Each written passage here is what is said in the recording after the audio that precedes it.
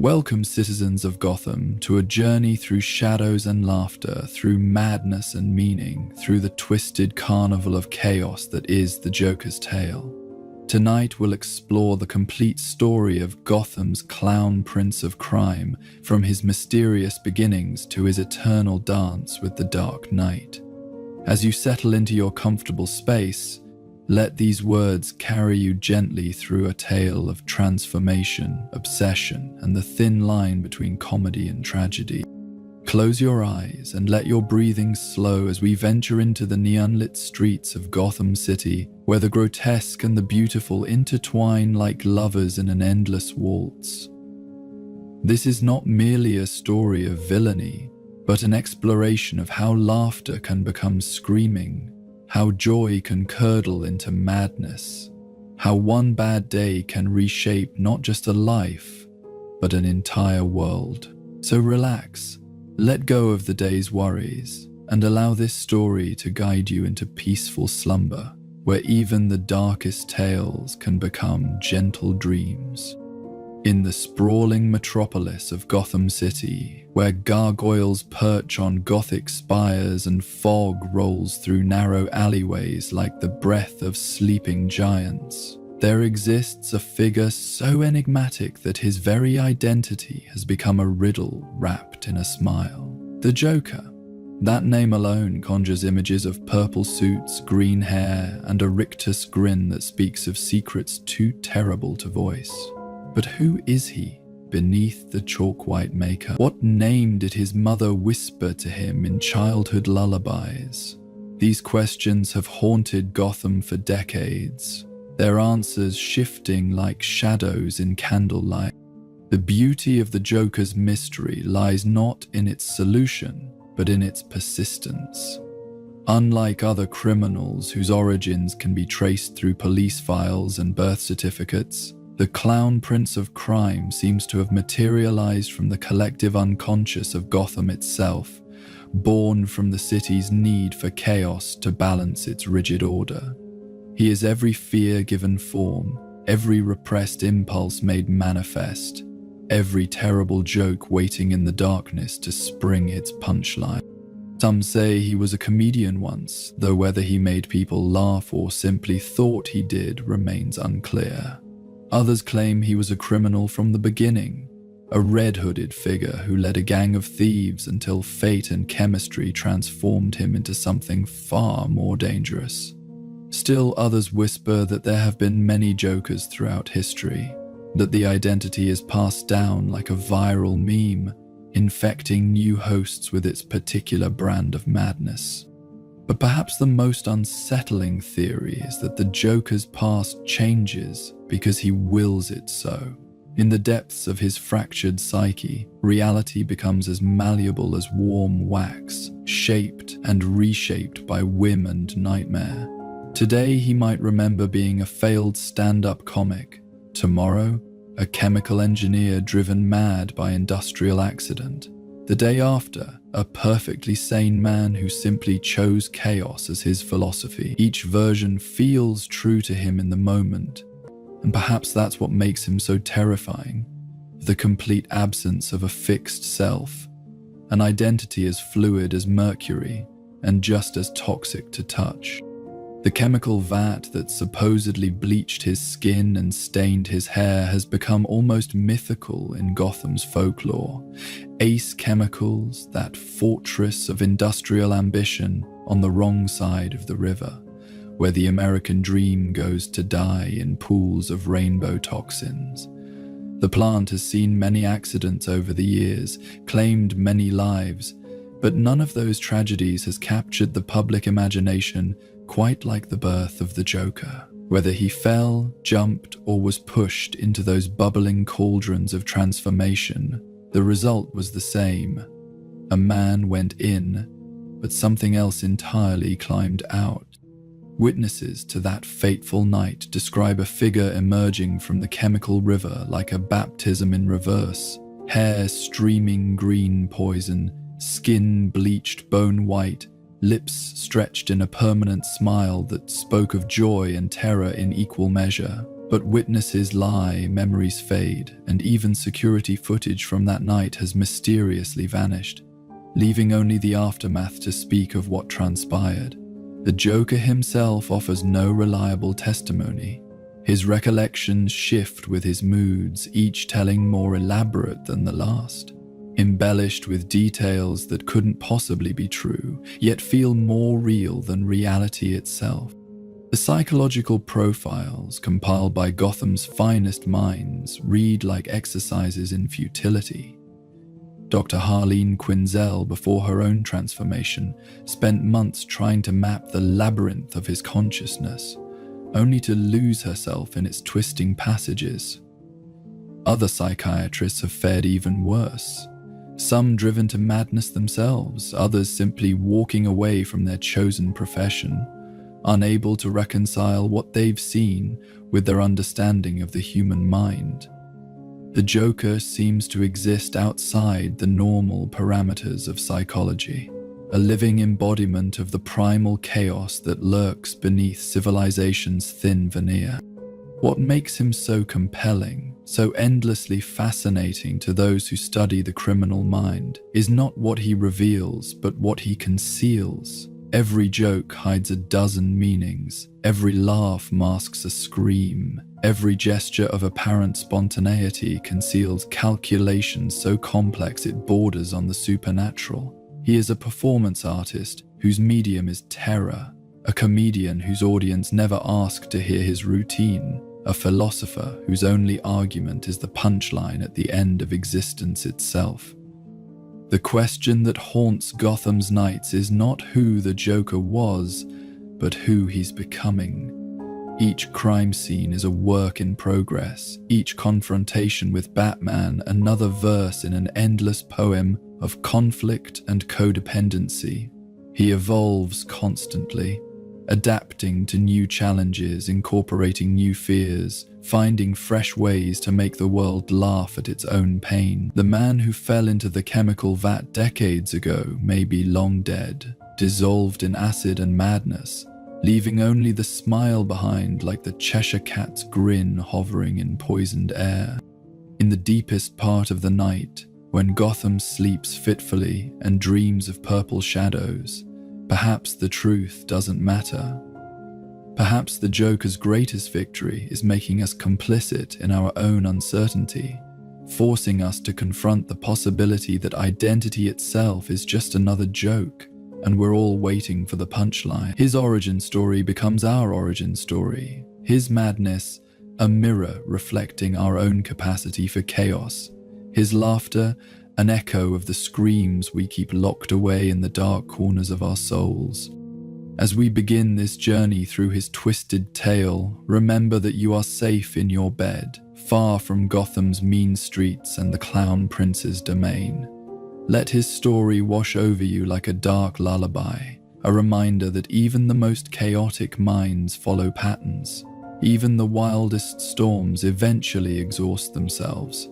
The Joker may be eternal, but his power lies only in the shadows we allow him to inhabit. In the light of morning, he becomes just another story, another dream fading with the dawn. Before the green hair and purple suits, before the acid-bleached grin became Gotham's most recognized trademark of terror, there was a man. Or perhaps there were many men, each carrying within them the seed of what would become the Joker. The stories vary wildly, shifting like funhouse reflections, each more disturbing than the last, yet all sharing common threads that weave through Gotham's darker history like toxic silk. The most persistent tale speaks of a failed comedian, a man whose dreams were larger than his talent, whose hunger for laughter grew into something cancerous when the world refused to share his sense of humor.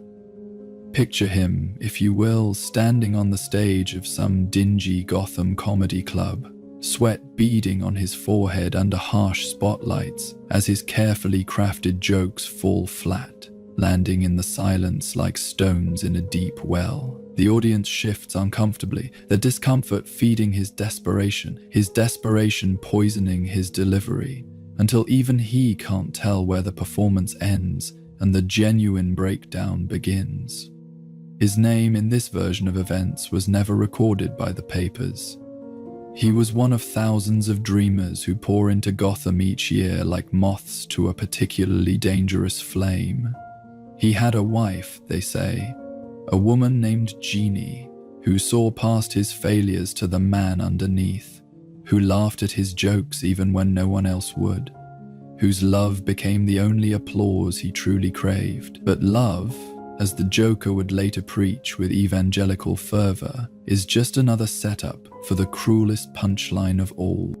The tragedy struck during one of Gotham's particularly harsh winters, when the city's charity hospitals were overwhelmed and medical care became a luxury only the wealthy could afford. Jeannie, pregnant with their first child, began experiencing complications that required surgery the struggling comedian simply couldn't pay for. Desperation makes criminals of honest men, and the man who would become the Joker found himself considering options that would have horrified his former self. The Red Hood gang offered easy money for what seemed like a simple job. Break into Ace Chemicals, steal some industrial secrets, and everyone goes home rich enough to solve their problems. The Red Hood itself was supposed to be a disguise, a way of concealing identity while maintaining the theatrical flair that would make the papers take notice. But the man who wore it discovered something unsettling about hiding his face behind that crimson dome. It was liberating in ways he hadn't expected. Behind the hood, he could be anyone, do anything, become the confident criminal mastermind he'd always played in his head during those long nights staring at the ceiling, counting unpaid bills instead of sheep. But Gotham has a way of punishing those who reach too far above their station. The night of the heist, everything went wrong with the precision of a carefully orchestrated joke. The plant's security was tighter than anticipated. The police arrived faster than planned, and when the inevitable confrontation with Batman came, that dark figure who haunted Gotham's criminal underworld like a living nightmare, the Red Hood found himself cornered on a catwalk above the chemical processing plant's main floor. The choice he faced in that moment would haunt every subsequent telling of the story. Below him, vats of industrial chemicals bubbled and steamed, their contents unknown but certainly lethal.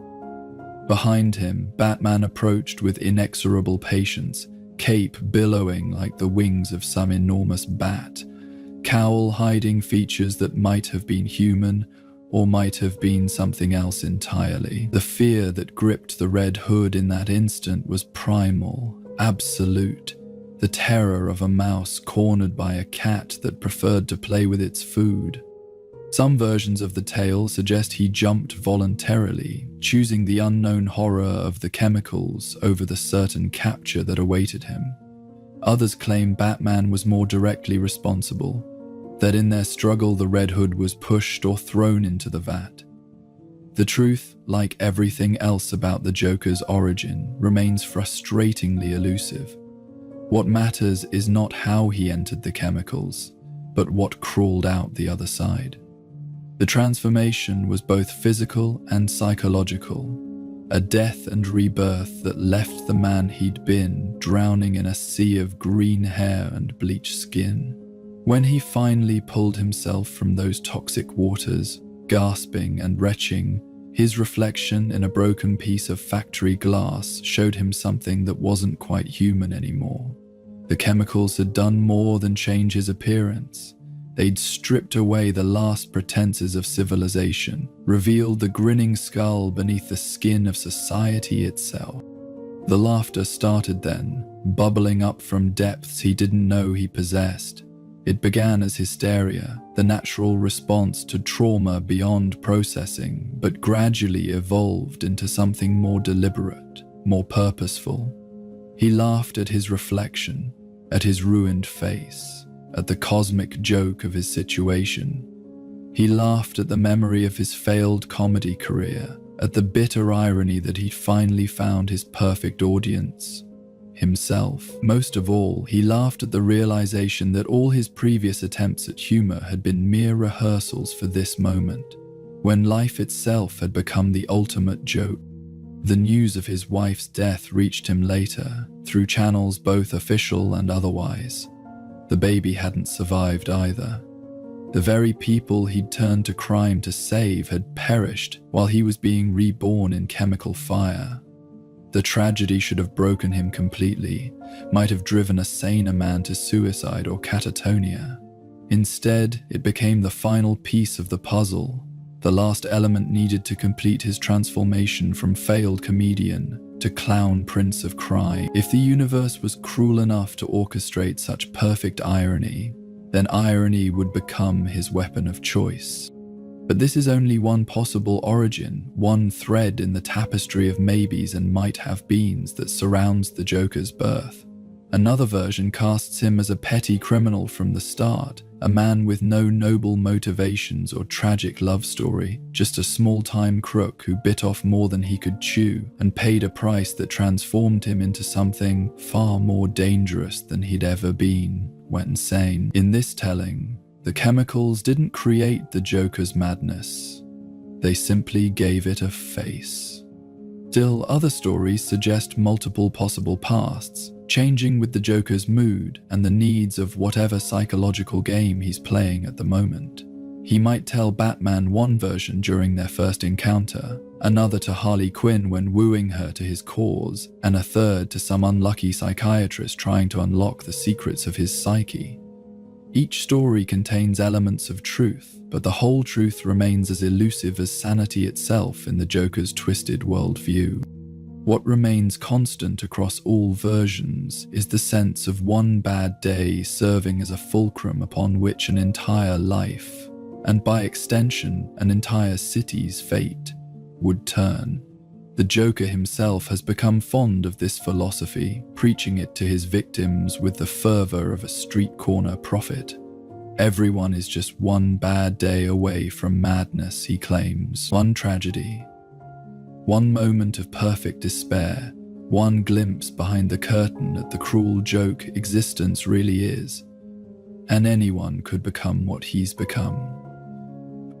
The terrifying possibility that he might be right has kept Gotham's citizens awake on more nights than any specific crime he's committed. Because if the Joker is correct, if sanity really is just a thin veneer over primal chaos, then his origin story isn't unique, it's universal. We all carry within us the potential for that transformation, that moment when laughter becomes screaming, and civilization reveals itself as just another elaborate joke waiting for its punchline. As you drift deeper into sleep, let these origin stories blend and blur in your mind like watercolors in the rain. The truth of how the Joker came to be matters less than understanding what he represents. The shadow self we all carry, the chaos we all suppress, the laughter that might escape if we ever let our guard down completely. In dreams, origins become fluid things, and perhaps that's the most honest way to approach the Joker's birth story, not as historical fact, but as mythology, as the creation myth of Gotham's particular brand of madness. Rest now, knowing that whatever brought the Joker into being happened long ago in a Gotham that exists only in stories and nightmares. You are safe from chemical vats and failed comedy careers, from red hoods and tragic love stories. Let his possible pasts become just another dream drifting through your sleeping mind, no more real than any other fantasy your unconscious might conjure. The man behind the mask remains a mystery, and perhaps that's exactly as it should be. From the chemical-stained waters of Ace Chemicals emerged something new to Gotham's criminal landscape. Not merely another thug or gangster, but chaos given human form. Madness wearing a smile like a crown. The newly transformed Joker didn't announce himself with traditional criminal enterprises like bank robberies or territory wars. Instead, he introduced himself to Gotham through a series of elaborate pranks that gradually revealed themselves to be something far more sinister than mere mischief. His first recorded crime bore all the hallmarks of what would become his signature style. The Gotham Museum of Natural History awoke one morning to find their entire dinosaur exhibition improved. With garish paint jobs, the mighty Tyrannosaurus Rex sporting a coat of purple and green, its massive jaws stretched in a rictus grin that mirrored its creator's face. Smaller exhibits had been rearranged into tableaux that told the story of evolution as cosmic joke, with humanity's ancestors engaged in various forms of slapstick violence.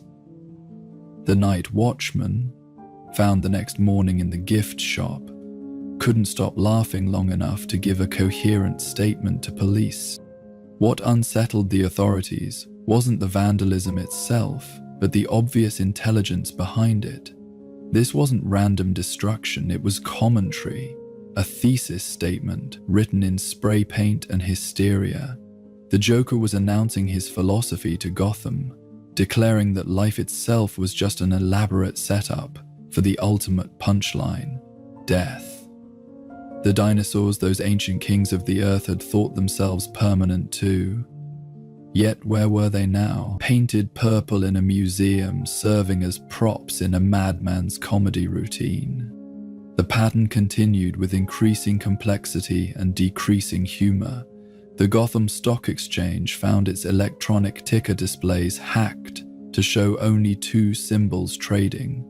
Ha, ha, ha, their values fluctuating wildly throughout the day as traders tried to make sense of the surreal market data. By closing bell, fortunes had been lost and gained based on nothing more than the Joker's algorithmic laughter, proving his point that the entire financial system was already a joke. He'd simply made it honest about what it was. Those early crimes established themes that would echo through decades of chaos. The revelation of hidden absurdity in everyday institutions, the thin line between order and madness, and the terrible power of laughter to transform reality. The Joker wasn't trying to get rich or gain territory like conventional criminals. He was conducting a philosophical argument through acts of terror, each crime a premise in his larger theorem about the meaninglessness of existence. His calling cards began appearing at crime scenes, playing cards decorated with his own grinning face, their backs inscribed with riddles that made sense only in retrospect. "What's the difference between a dead dog and a dead comedian?" one card asked. The answer, revealed during his attack on Gotham's largest comedy club, proved to be, one of them thinks it's still funny. The club's patrons spent 3 days unable to stop laughing at jokes that weren't funny, their faces frozen in grins that mirrored their tormentor's own permanent smile.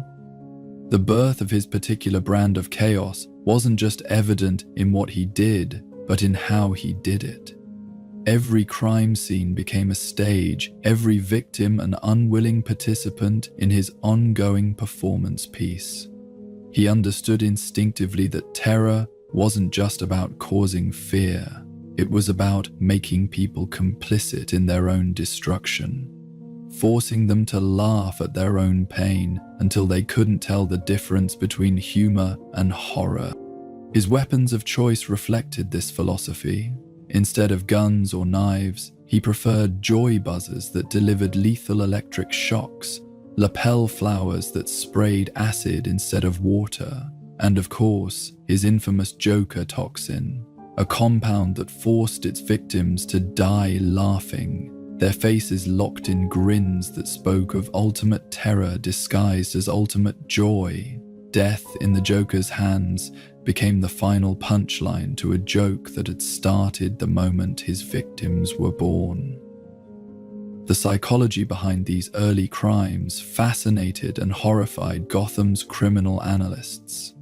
Here was someone who understood that the most effective terror came not from random violence, but from the systematic destruction of meaning itself.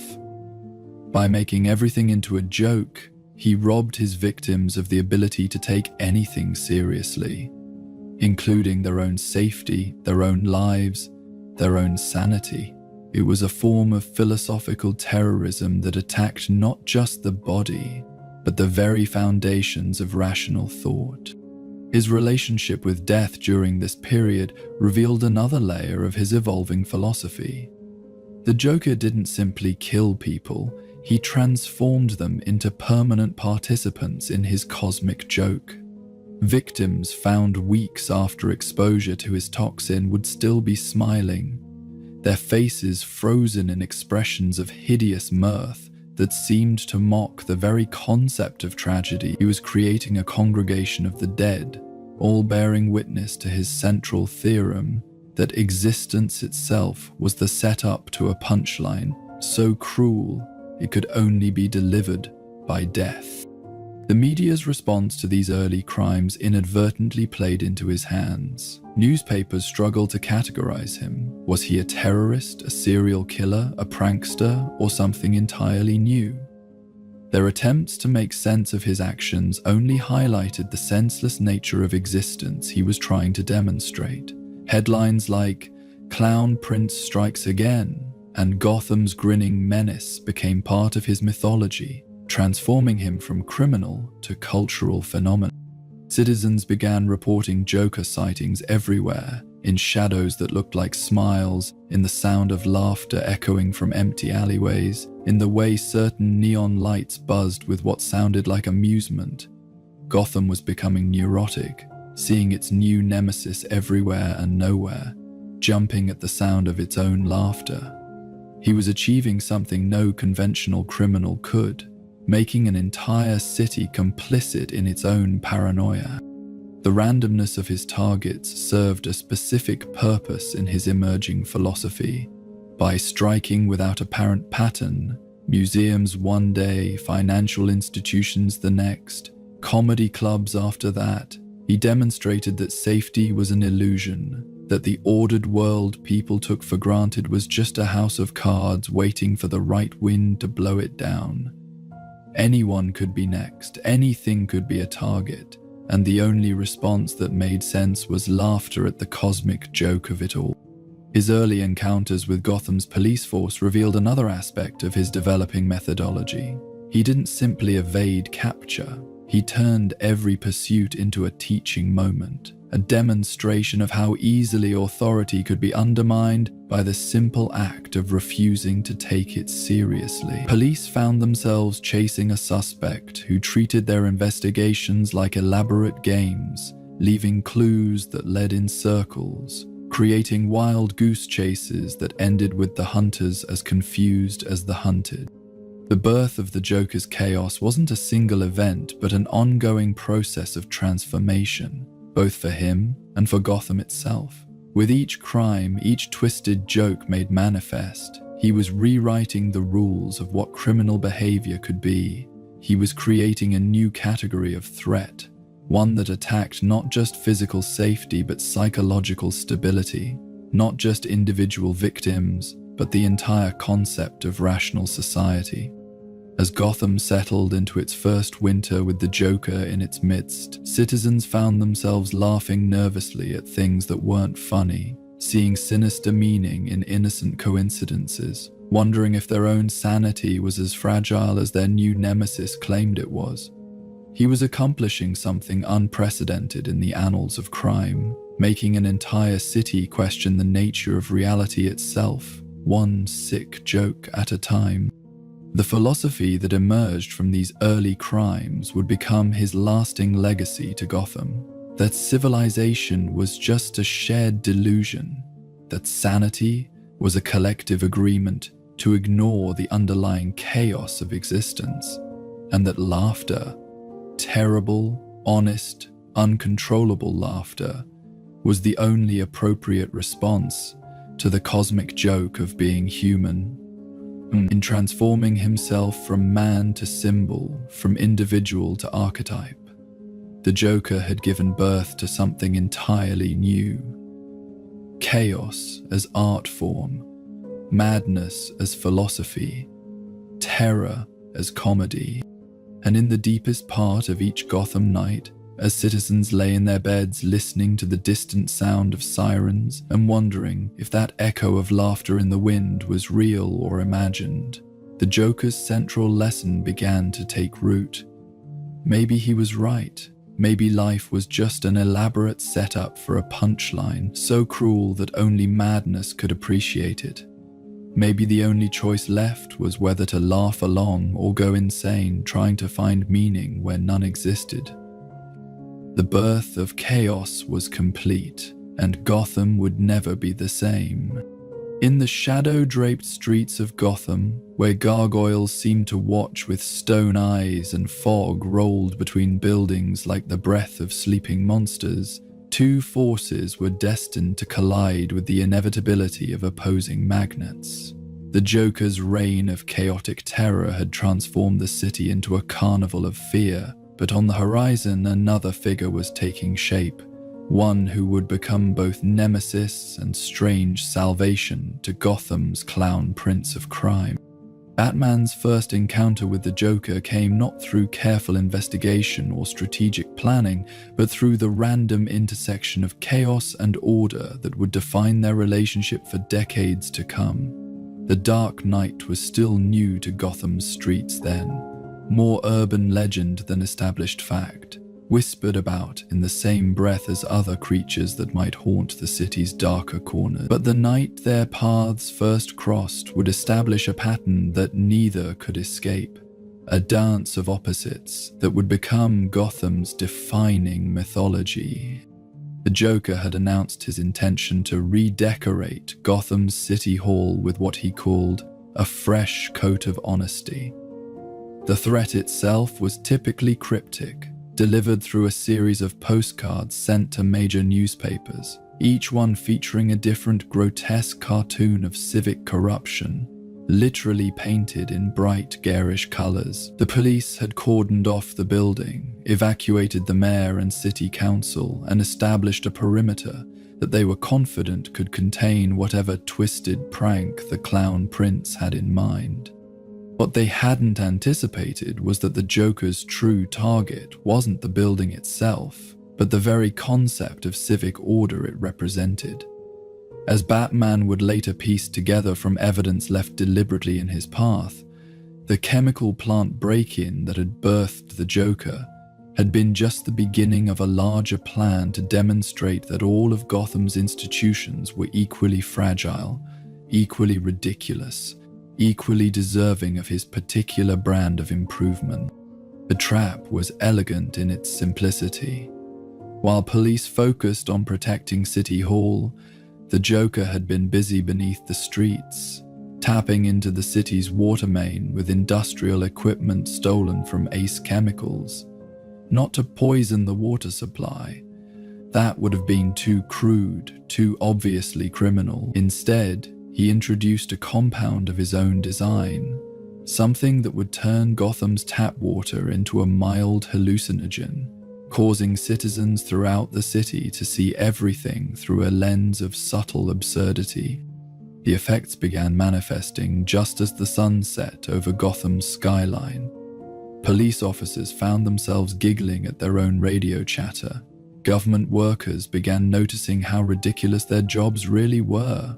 Citizens sitting down to dinner with their families started laughing at the arbitrary nature of social customs, the strange ritual of eating while making small talk. The comedy inherent in human existence itself. It wasn't the deadly Joker toxin that would later become his signature. This was something more insidious, a philosophical argument delivered through the municipal water system. Batman detected the contamination through his own sophisticated monitoring equipment, technological marvels that were still crude by the standards he would later develop, but advanced enough to identify the chemical signature of the Joker's work. What struck him immediately was the subtle genius of the approach, not trying to kill Gotham's citizens, but to make them see their city through the Joker's eyes, to recruit them as unwilling participants in his ongoing critique of civilized society. The confrontation that followed took place not in City Hall, as everyone expected, but in the very water treatment plant where the Joker had introduced his commentary into Gotham's bloodstream. Batman arrived to find the facility transformed into a grotesque art installation, pipes painted in purple and green spirals, treatment tanks decorated with enormous smiling faces. The whole complex turned into a monument to the Joker's particular aesthetic vision. The Clown Prince himself waited in the main processing chamber, perched on a throne made of discarded chemical barrels, his white face gleaming in the industrial lighting like a death's head given life. This was the first time Batman saw him in person, and the encounter would be seared into his memory with the clarity that trauma brings to important moments. The Joker wasn't simply insane, he was sanity inverted, logic turned inside out, a funhouse mirror reflection of everything Batman represented. "Well, well, well," the Joker said, his voice carrying that distinctive combination of amusement and menace that would become so familiar to Gotham's protector. "The famous Batman, the Batman, the man dressed as a bat." Each repetition was delivered with increasing hilarity, as if the very concept of Batman's existence was the funniest joke he'd ever heard. "Do you know what I love most about you already? You're trying so hard to be serious in that costume. It's like watching someone deliver a eulogy while dressed as their own grief." The psychological warfare began immediately. Where other criminals tried to defeat Batman through force or cunning, the Joker attacked the very premise of Batman's mission. Why dress as a creature of the night to fight crime? Why choose fear as a weapon while claiming to protect people? Wasn't the whole concept of a masked vigilante just another form of madness, differing from the Joker's own insanity only in its pretension to heroism? Their first physical confrontation revealed the fundamental difference in their approaches to conflict. Batman fought with precision, strategy, and overwhelming force, each movement calculated to end the fight as quickly as possible with minimal harm to all parties. The Joker fought like chaos made manifest, his every action unpredictable, his weapons chosen for their irony rather than their efficiency. He wielded joy buzzers that delivered electric shocks, squirting flowers filled with acid, rubber chickens that exploded with perfectly timed comedic effect. But it was the Joker's laughter during the fight that truly disturbed Batman. This wasn't the bitter laughter of someone who had given up hope, or the cruel laughter of someone who enjoyed others' pain. It was genuine mirth, authentic joy at the absurdity of two grown men in costumes engaging in elaborate physical comedy, while an entire city slowly succumbed to chemical-induced perspective shifts. The Joker was having fun, and his enjoyment made the violence somehow more disturbing than any display of sadistic cruelty could have managed. The battle ranged throughout the water treatment facility, Batman pursuing his quarry through a maze of pipes and processing equipment, while the Joker led him on a merry chase that felt more like performance art than actual escape attempt. Every trap the Clown Prince set was designed not just to slow Batman down, but to make a point about the futility of trying to impose order on chaos.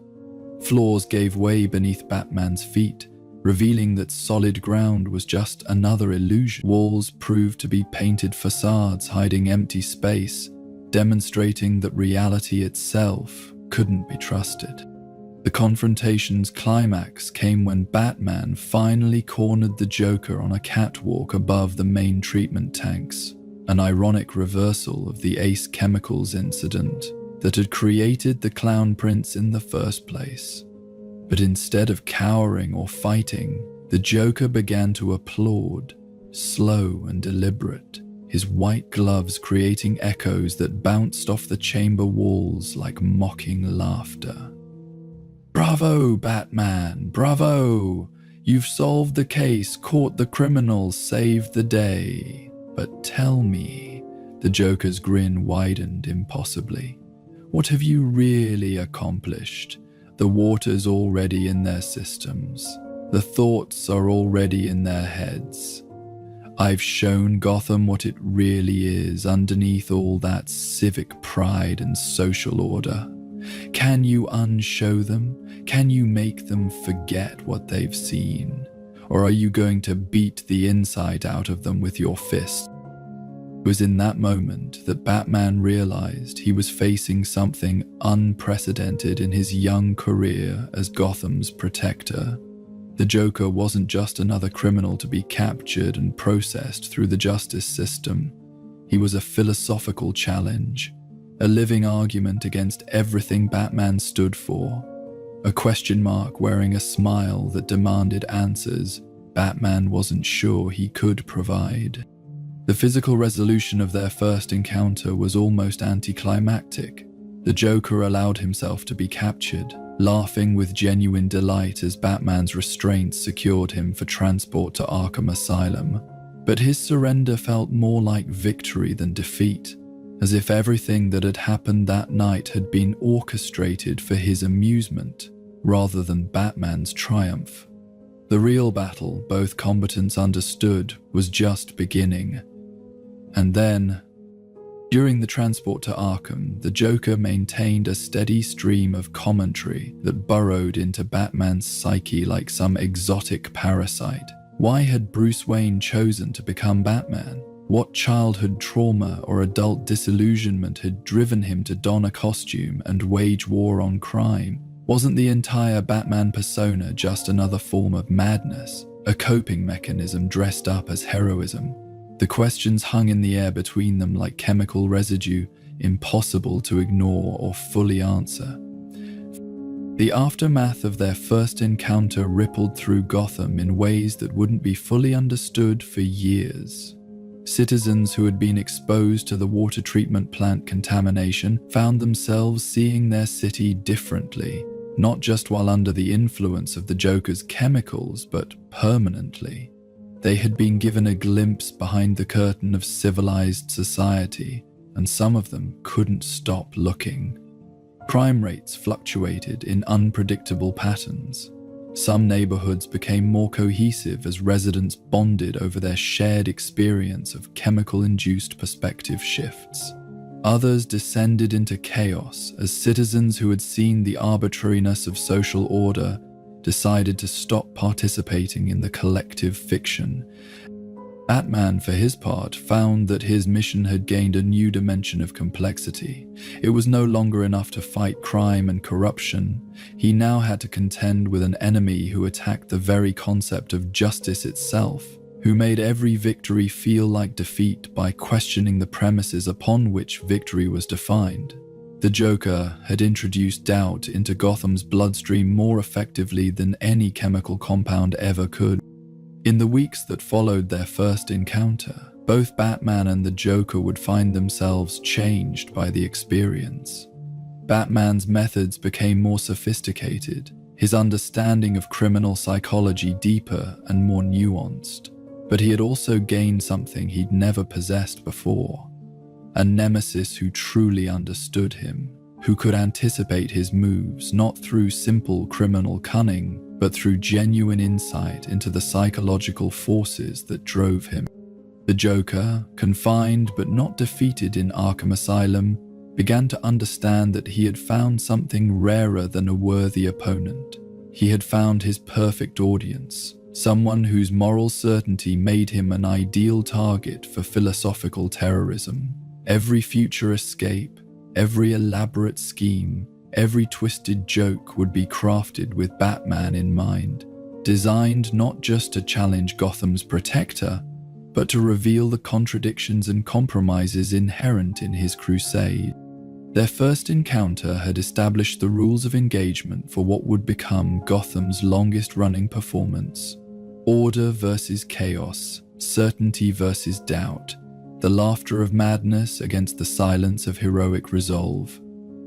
Neither Batman nor the Joker could have imagined how long their dance would continue, how many lives would be touched by their ongoing conflict, how their personal mythology would become Gotham's defining narrative.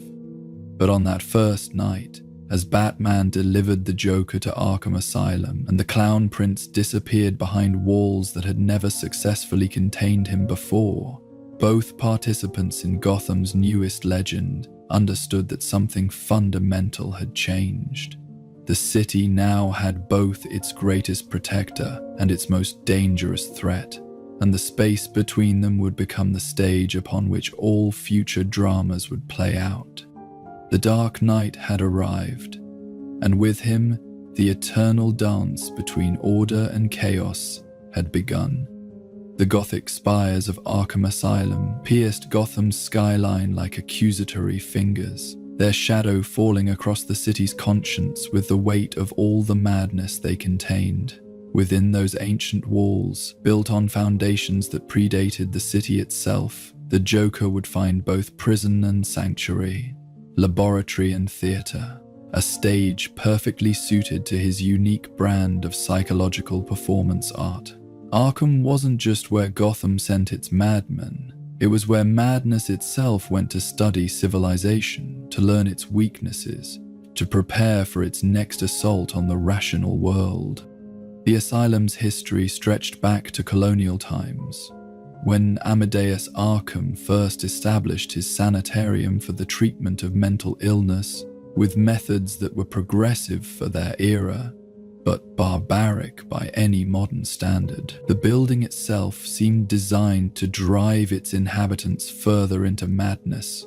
Long corridors that echoed with the sounds of despair, cells barely large enough for a human being to stand upright, windows positioned too high to offer any view of the outside world except for tantalizing glimpses of sky that only emphasized the prisoner's separation from normal life.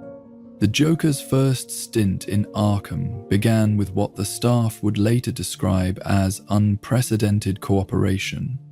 Unlike other violent patients who raged against their confinement or retreated into catatonic withdrawal, the Clown Prince adapted to institutional life with disturbing ease. He participated in therapy sessions with enthusiasm, answered psychological evaluations with apparent honesty, and showed every sign of responding positively to treatment. It should have been encouraging. Instead, it terrified everyone who worked with him. Dr. Bartholomew Wolper, Arkham's chief psychiatrist at the time, made the Joker his personal project. Here was the case that would make his career, successfully treating Gotham's most notorious criminal, proving that even the deepest madness could be reached through proper therapeutic intervention. The Joker seemed to welcome this attention, engaging with Wolper's theories about the root causes of criminal insanity with what appeared to be genuine intellectual curiosity. "Tell me, Doctor," the Joker said during one of their early sessions, his voice carrying that peculiar combination of childlike wonder and adult menace that characterized all his interactions. "What makes you so certain that sanity is preferable to madness? Have you ever considered that what you call madness might simply be clarity that's too honest for comfortable living? That your patients might be the only ones brave enough to see the world as it really is?"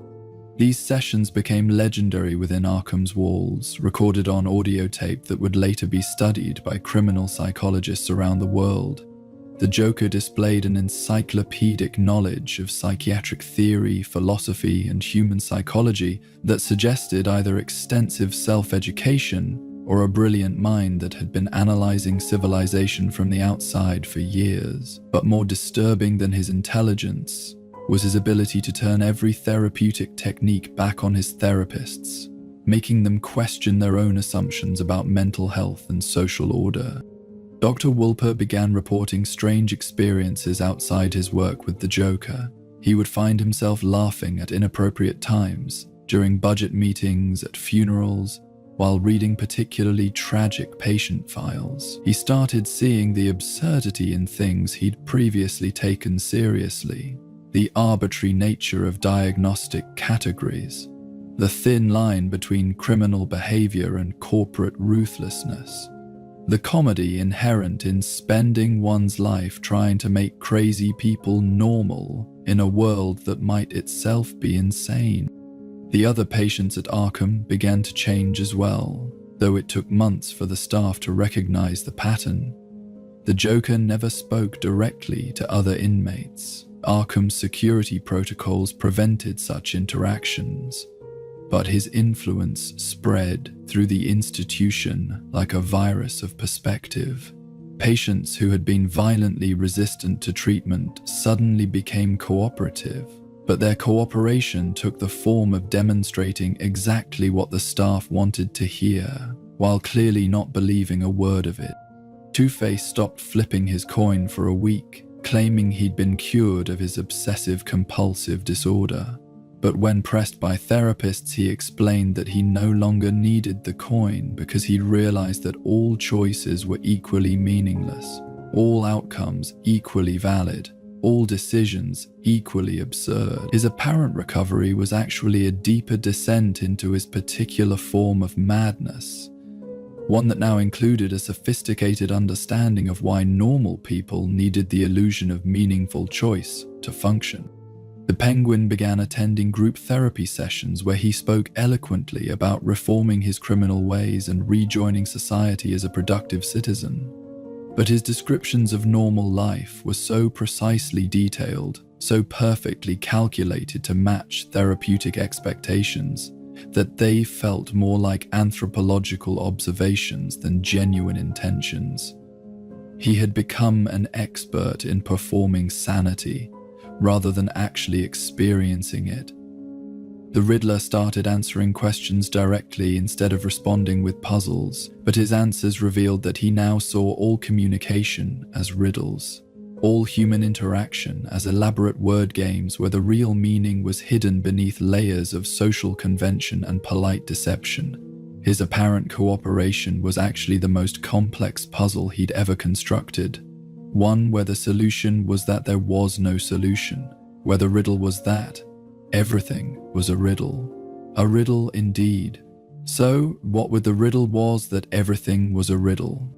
The Joker watched these transformations with obvious delight, though he never claimed credit for them directly.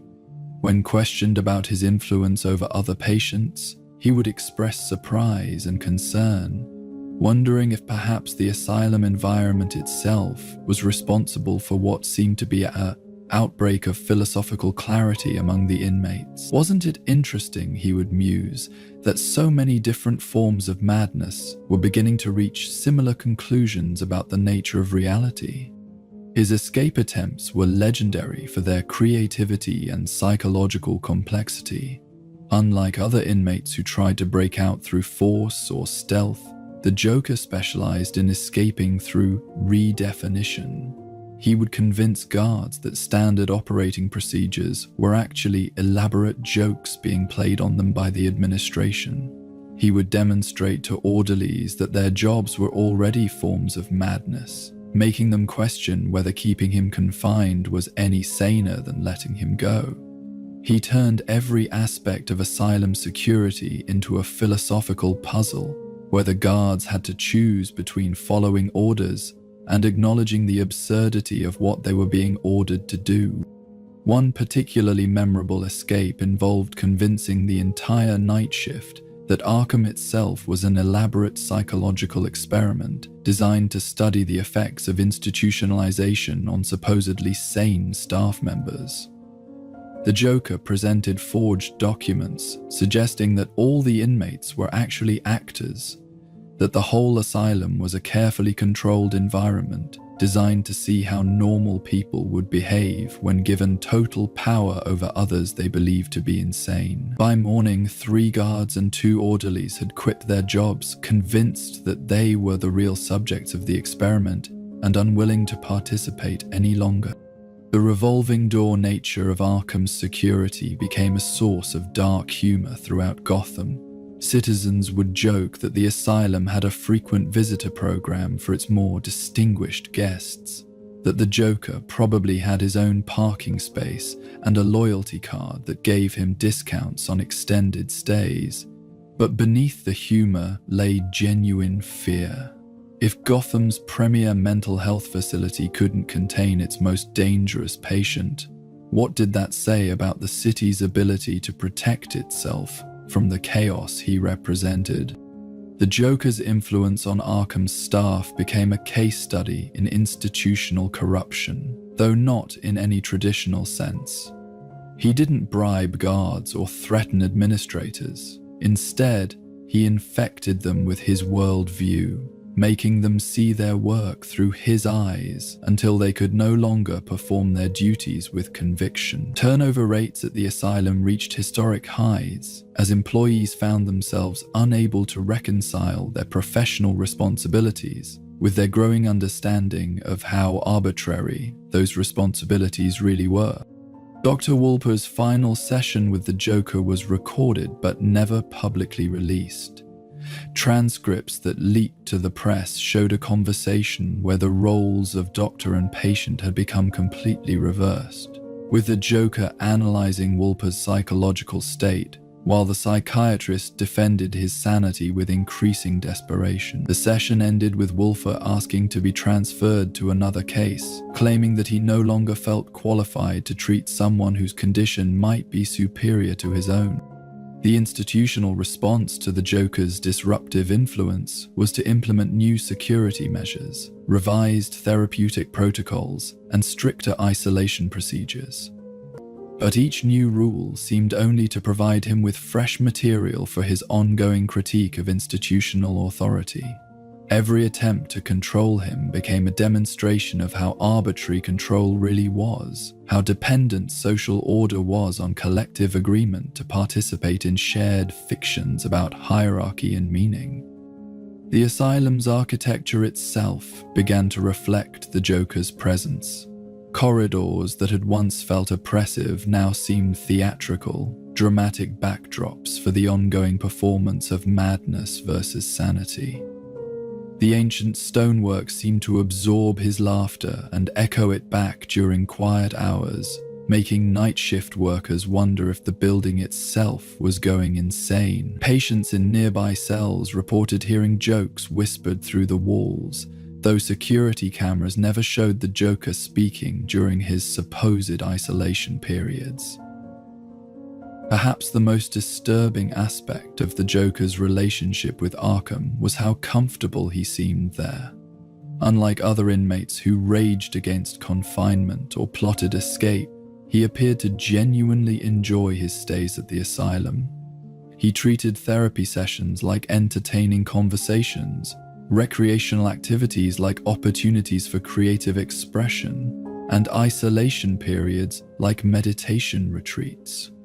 He had found in Arkham something he'd never possessed on the outside, an audience that had to listen to him, a captive population for his ongoing lecture series on the nature of madness and civilization. The staff began to understand that for the Joker, Arkham wasn't a prison, it was a laboratory. Every conversation was an experiment in human psychology. Every interaction was data collection for his larger project of understanding and undermining the foundations of social order. He wasn't trying to escape from madness, he was trying to prove that madness was the only sane response to an insane world, and Arkham provided him with the perfect environment to test his theories. The revolving door became more than a security failure, it became a philosophical statement. Every escape proved that confinement was an illusion. Every recapture demonstrated that freedom was equally illusory. The cycle itself became the point, the endless dance between order and chaos that defined not just the Joker's relationship with Arkham, but his entire worldview about the arbitrary nature of all boundaries and categories.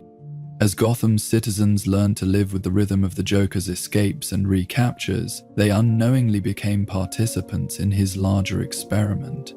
The city developed a strange form of resilience, an ability to function normally while knowing that normalcy could be shattered at any moment by the return of chaos in a purple suit.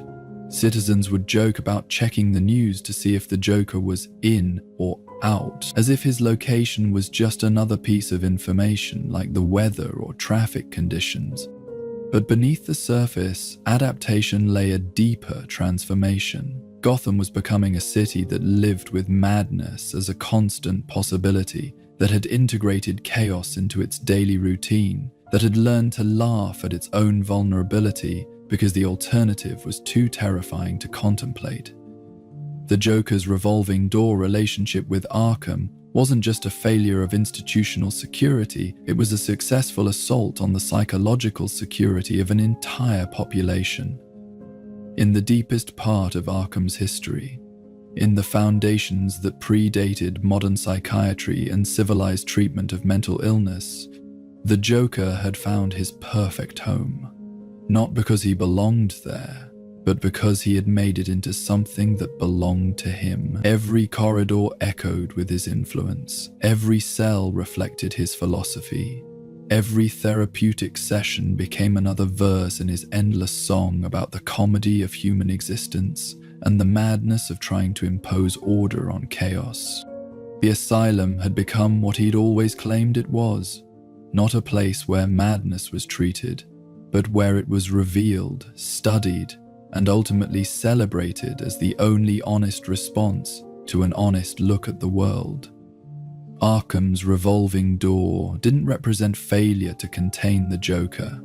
It represented success in spreading his particular brand of clarity to everyone who passed through its halls, staff and patients alike. Within the twisted ecosystem of Gotham's criminal underworld, the Joker occupied a unique position. Not quite leader, not quite outsider, but something far more complex and dangerous. He was the chaos catalyst that transformed ordinary criminals into legendary rogues, the dark inspiration that elevated petty crime into high art, the madman's madman who made even the most hardened villains question their own motivations. His relationships with Gotham's other notorious criminals revealed layers of his psychology that no amount of psychiatric evaluation had been able to uncover. The Penguin, with his aristocratic pretensions and business-minded approach to crime, represented everything the Joker found simultaneously fascinating and ridiculous about the human condition. Oswald Cobblepot had transformed his physical deformities and social rejection into armor, building an empire of crime that operated with the precision of legitimate business. But the Joker could see through the carefully constructed facade to the wounded child beneath, the little boy who had been mocked for his appearance and who now demanded respect through fear and financial manipulation. Their first collaboration began as a simple partnership, the Penguin's organizational skills combined with the Joker's creative chaos to execute a heist that would have been impossible for either to accomplish alone. But what started as a mutually beneficial arrangement quickly evolved into something resembling a twisted form of therapy, with the Joker serving as an unwilling mirror for the Penguin's deepest insecurities and most carefully hidden truths. "You know what I love about you, Ozzy," the Joker had said during the planning stages of their assault on Gotham's First National Bank. "You've turned your whole life into an elaborate joke, but you're the only one who doesn't get the punchline. You think you're Napoleon, but you're really just Charlie Chaplin with better weapons." The observation had stung the Penguin more than any physical assault could have, precisely because it contained enough truth to hurt. The dynamic between them became a study in contrasts. The Penguin sought respect and legitimacy, craving acknowledgement from a society that had always rejected him. The Joker had transcended the need for social approval by rejecting society entirely, finding freedom in the complete abandonment of others' opinions. Where the Penguin built elaborate schemes to prove his superiority, the Joker created chaos, simply for the joy of watching systems collapse under their own contradiction. Two-Face presented a different sort of psychological puzzle, one that the Joker approached with the fascination of a scientist studying a particularly interesting specimen. Harvey Dent's transformation from Gotham's White Knight into its most conflicted criminal had been triggered by acid scarring that left him physically divided between beauty and horror, order and chaos, good and evil. But the Joker recognized that the scarring had simply made visible a division that existed within everyone, the capacity for both creation and destruction, love and hate, sanity and madness. Their interactions took on the quality of philosophical debates, with Two-Face's coin serving as the focal point for discussions about free will, predetermination, and the arbitrary nature of moral choice. The Joker would argue that the coin was unnecessary, that all choices were equally meaningless, all outcomes equally valid, all attempts to impose moral order on a chaotic universe equally absurd. Two-Face would counter that the coin represented the only honest way to make decisions, acknowledging the fundamental randomness of existence while still maintaining the ability to act. "You flip that coin because you can't face the truth," the Joker told him during a rare moment of collaboration. "The truth that good and evil are just stories we tell ourselves to feel better about the random cruelty of existence. At least I'm honest about being dishonest. You're still pretending there's a difference between your two sides, when really they're both the same person, trying to avoid responsibility for what he chooses to do." The Riddler provided perhaps the most intellectually stimulating relationship in the Joker's rogues gallery connections. Edward Nygma's obsession with puzzles and riddles stemmed from a desperate need to prove his intellectual superiority, to demonstrate that he was smarter than everyone else through increasingly complex challenges and brain teasers. But the Joker saw through this compulsion to the underlying pathology, the Riddler's inability to communicate directly, his need to hide every simple statement behind layers of wordplay and misdirection.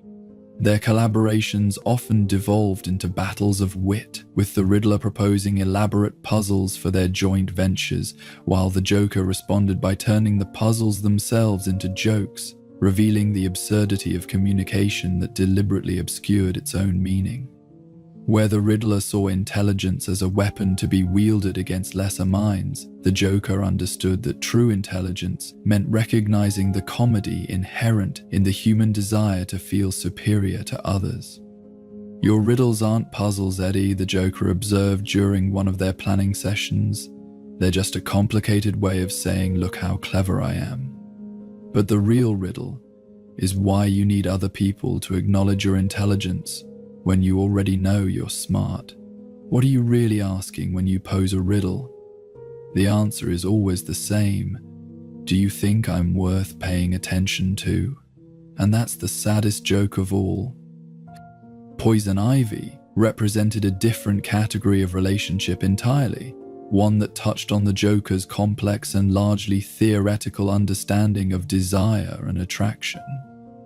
Pamela Isley's transformation into a plant-human hybrid had given her power over growth and decay, life and death, but had also isolated her from normal human connection in ways that the Joker found both familiar and fascinating. Her seductive abilities were legendary, but they were based on chemical manipulation rather than genuine emotional connection, a form of control that the Joker appreciated for its honesty about what human attraction really was.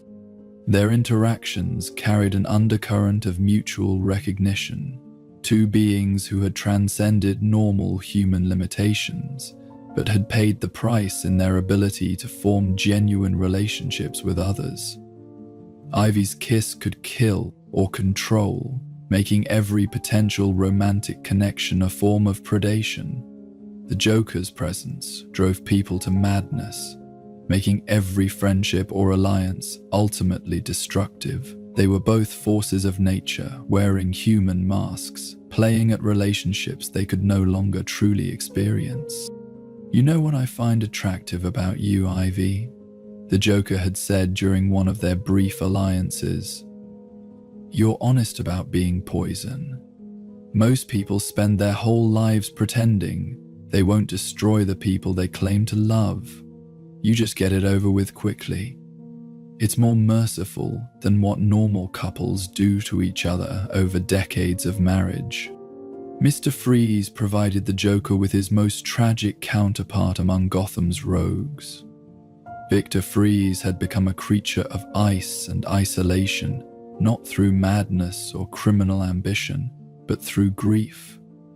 His transformation was the result of a desperate attempt to save his dying wife that had instead trapped him in a form of living death, able to survive only in sub-zero temperatures that prevented any human contact. Where the Joker had embraced chaos and meaninglessness, Freeze clung to the singular meaning provided by his love for Nora, preserving her frozen form while searching for a cure that might never come. Their few interactions were marked by a strange form of respect on the Joker's part.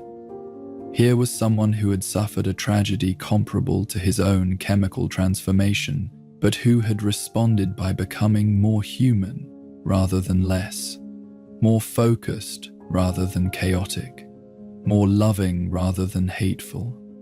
Freeze represented a path not taken, a different possible response to the fundamental cruelty of existence.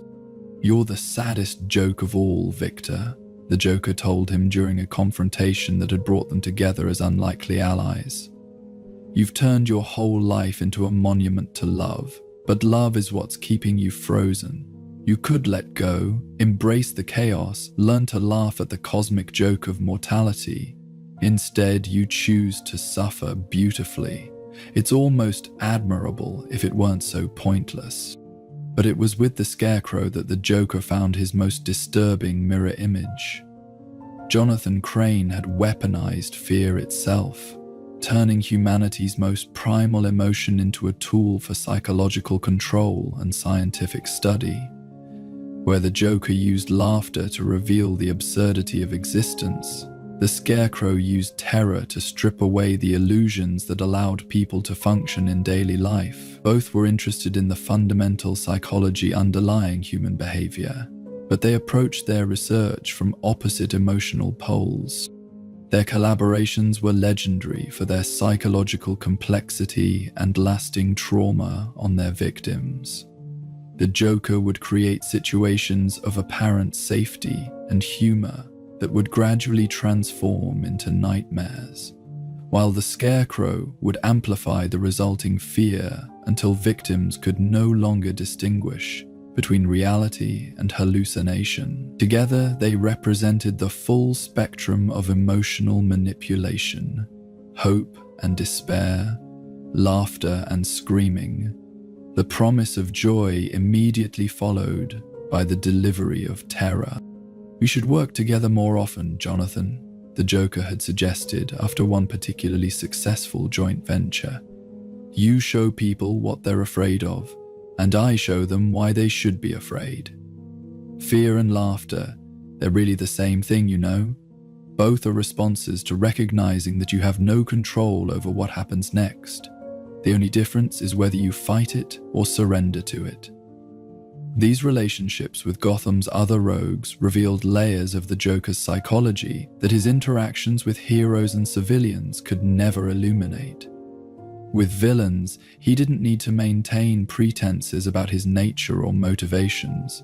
He could be honestly dishonest, authentically artificial, genuinely artificial. His critiques of their psychological patterns were also implicit critiques of his own, suggestions about paths not taken and choices that had shaped his own transformation from man to symbol. What emerged from these interactions was a complex portrait of someone who understood human psychology with frightening precision, but who had positioned himself outside humanity in order to observe it more clearly. The Joker served as a dark therapist to Gotham's rogues gallery, forcing each of them to confront the contradictions and self-deceptions that drove their criminal careers. But in doing so, he also revealed his own deepest fear, that understanding the joke of existence meant being forever unable to participate in it authentically.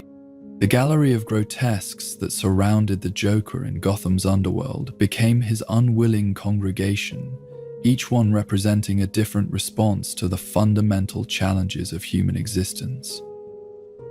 Through his relationships with them, he continued his ongoing experiment in applied philosophy, testing theories about madness and meaning against the laboratory of lived experience. Each rogue was both colleague and subject, partner and victim in his endless exploration of what it meant to be human in a universe that seemed designed to punish humanity for the audacity of existing.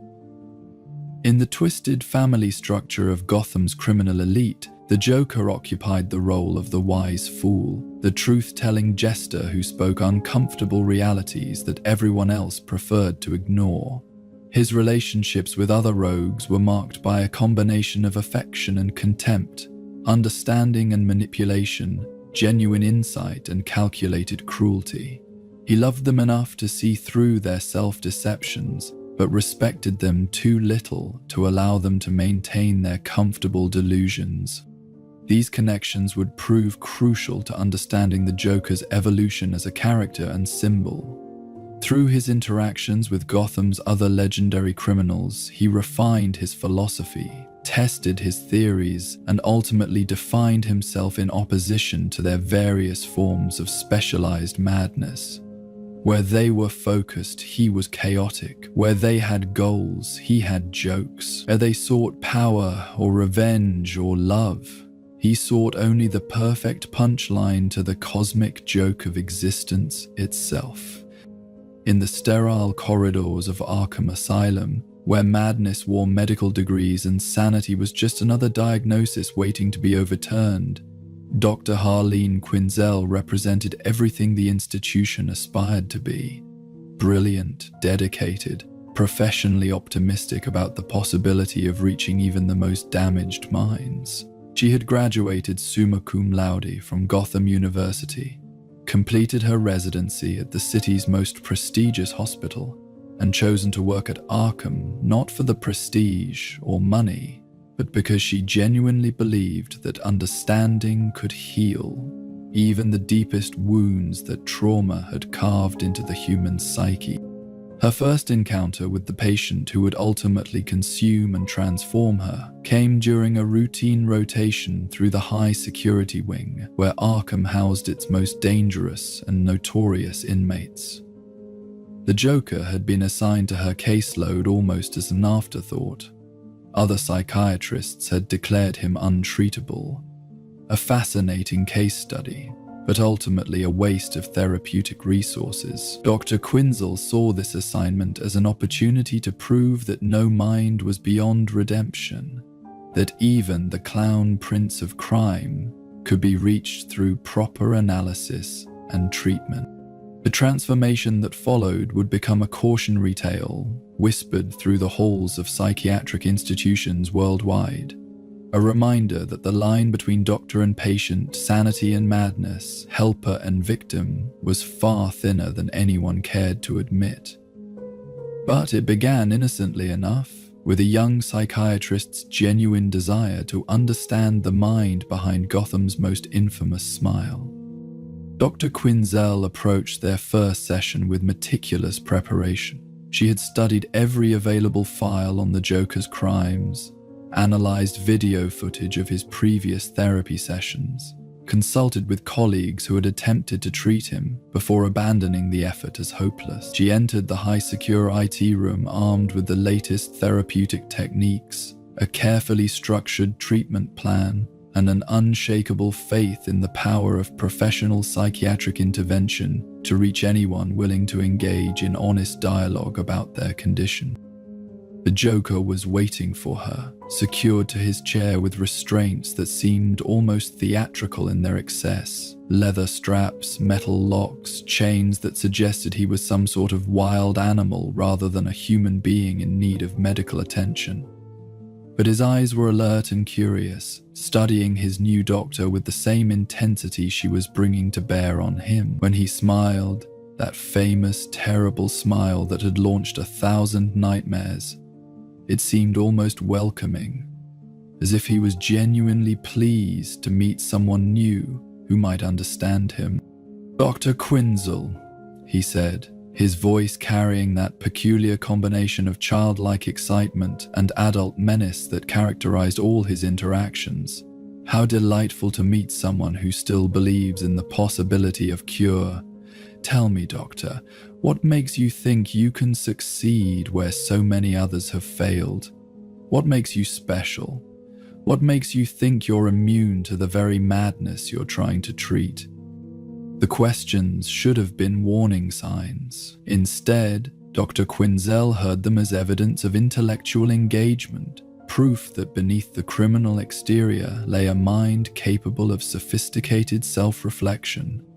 She began their sessions with standard diagnostic procedures, working through childhood trauma, early behavioral patterns, the progression of symptoms that had led to his current condition. But with each session, she found herself more fascinated than horrified by his responses, more intrigued than repelled by his unique perspective on human psychology and social order. The Joker proved to be everything she could have hoped for in a challenging patient. He engaged with her theories, offered insights into his own mental processes, demonstrated a sophisticated understanding of psychiatric principles that suggested either extensive self-education or a naturally brilliant mind that had been analyzing itself for years. More importantly, he seemed to respond to her treatment with genuine appreciation, expressing gratitude for her efforts to understand him, that felt authentic rather than manipulative. "You're different from the others," he told her during their third session, his tone carrying none of the mocking quality that had characterized his interactions with previous therapists. "You actually listen. You actually care. Do you know how rare that is, Dr. Quinzel? Most people hear what they expect to hear, see what they're prepared to see. But you seem to be genuinely interested in who I really am underneath all this." He gestured to his appearance with something approaching self-deprecation, as if acknowledging the theatrical nature of his persona. What Dr. Quinzel didn't recognize was that she was being studied as intently as she was studying him. The Joker had made a career of understanding human psychology, of finding the pressure points that would cause even the strongest minds to crack under carefully applied stress. But Dr. Quinzel represented a different sort of challenge, not someone to break, but someone to transform, to seduce not with violence or fear, but with the promise of understanding and acceptance that she craved in her own professional life. The seduction was subtle, psychological rather than physical, based on the Joker's uncanny ability to identify and fulfill the emotional needs that Dr. Quinzel herself hadn't fully recognized. She had spent her career caring for others, analyzing their problems, offering solutions to their pain, but who analyzed her needs? Who offered solutions to her isolation, her professional frustrations, her growing sense that the world of normal psychology was too small to contain her intellectual ambitions? As their sessions continued, the dynamic between them began to shift in ways that would have been obvious to any outside observer, but remained invisible to Dr. Quinzel herself. She found herself looking forward to their appointments with an enthusiasm that went beyond professional interest. She began staying late to transcribe their conversations, not for clinical documentation, but because she wanted to preserve every insight, every moment of connection, every glimpse behind the mask of madness to the brilliant mind beneath.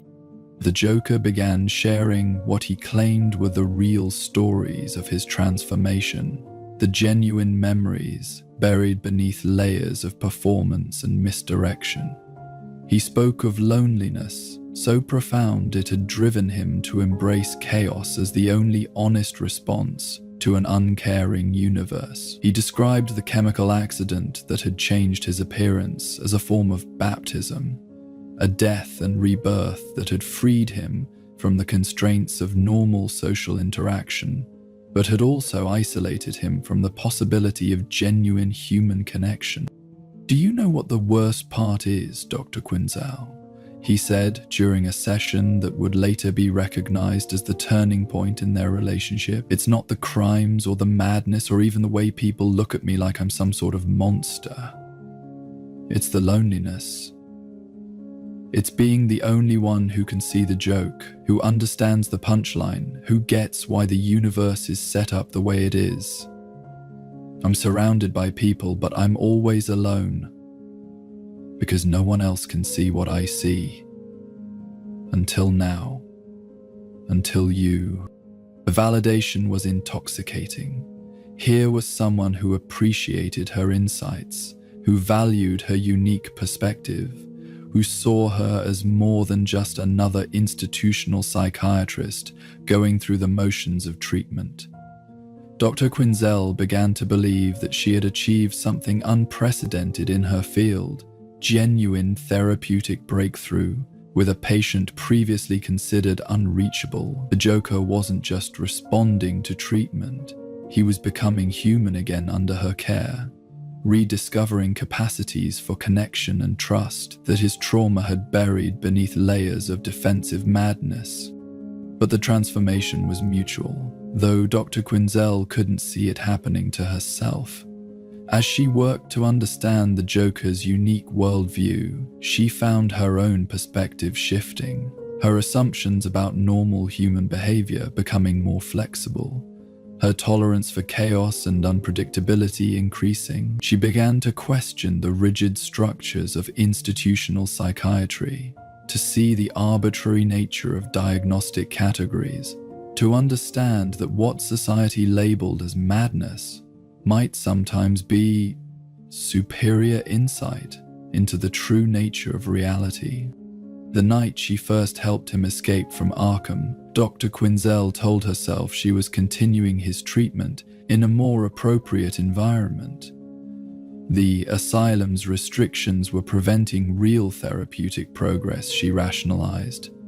He needed freedom to explore his psychological healing, space to rediscover his capacity for normal human interaction, away from the institutional pressures that kept him locked in patterns of defensive criminality. She was just being a more flexible, more innovative therapist than her colleagues, willing to take risks for the sake of her patient's genuine recovery. The costume came later, the blonde pigtails and red and black outfit that would become as iconic as the Joker's own purple suit and green hair. Dr. Harleen Quinzel disappeared that night, replaced by Harley Quinn, a new identity that represented everything she had discovered about herself through her relationship with the clown prince of crime.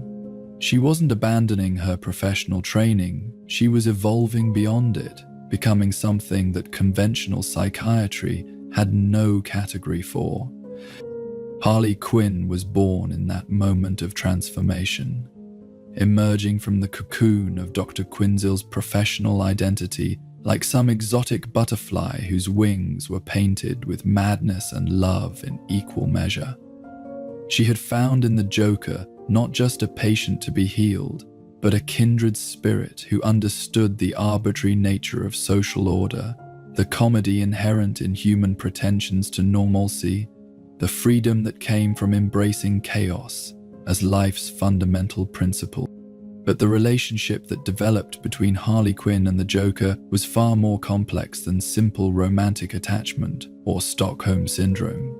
It was a psychological symbiosis, a mutual dependence that fulfilled needs neither had been able to satisfy alone. The Joker gained someone who could appreciate his philosophical insights without being driven to madness by them, Someone who could participate in his elaborate jokes without needing them explained. Someone who understood that chaos could be a form of love and destruction could be a form of creation.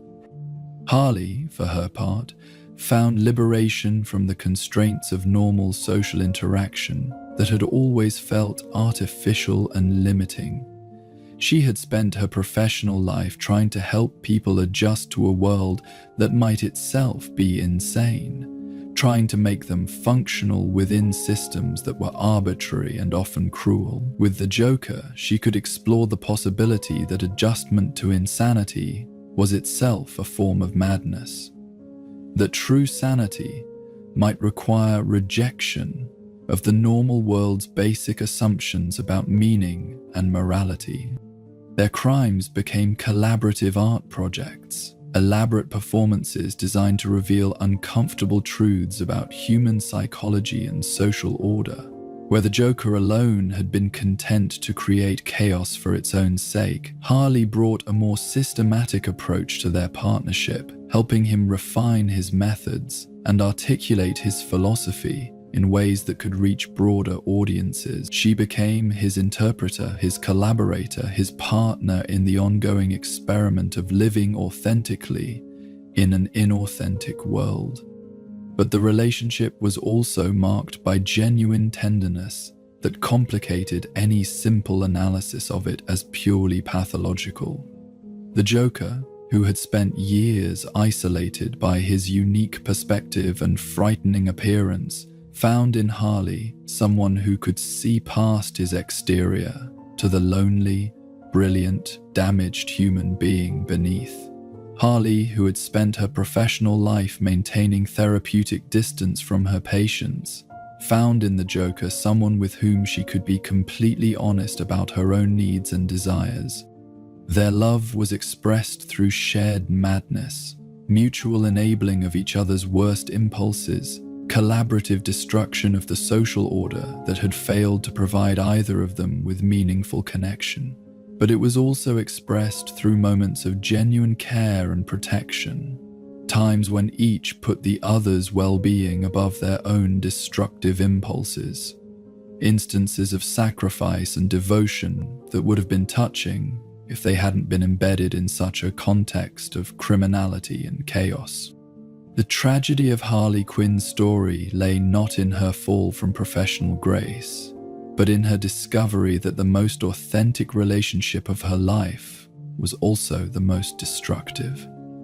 She had found someone who truly understood her, who appreciated her intelligence and insight, who offered her freedom from the constraints of normal social expectation, but that freedom came at the cost of everything else she had valued about herself, everything that had made her a functioning member of society, everything that might have allowed her to find happiness through conventional means. The transformation from Dr. Harleen Quinzel to Harley Quinn represented both a love story and a cautionary tale, both a liberation and a form of suicide. She had discovered the most intense connection possible between two human beings, but that connection existed in isolation from the rest of humanity, in opposition to everything society valued as healthy and productive. Her love for the Joker was real, but it was also a form of madness that consumed everything else about her identity. In the years that followed their initial partnership, Harley Quinn would evolve beyond her role as the Joker's devoted companion, developing her own criminal identity and psychological complexity. But she would never entirely escape the shadow of that first transformation. The night when a brilliant psychiatrist lost herself so completely in understanding her patient that she became him. The moment when love and madness revealed themselves to be different names for the same psychological phenomenon.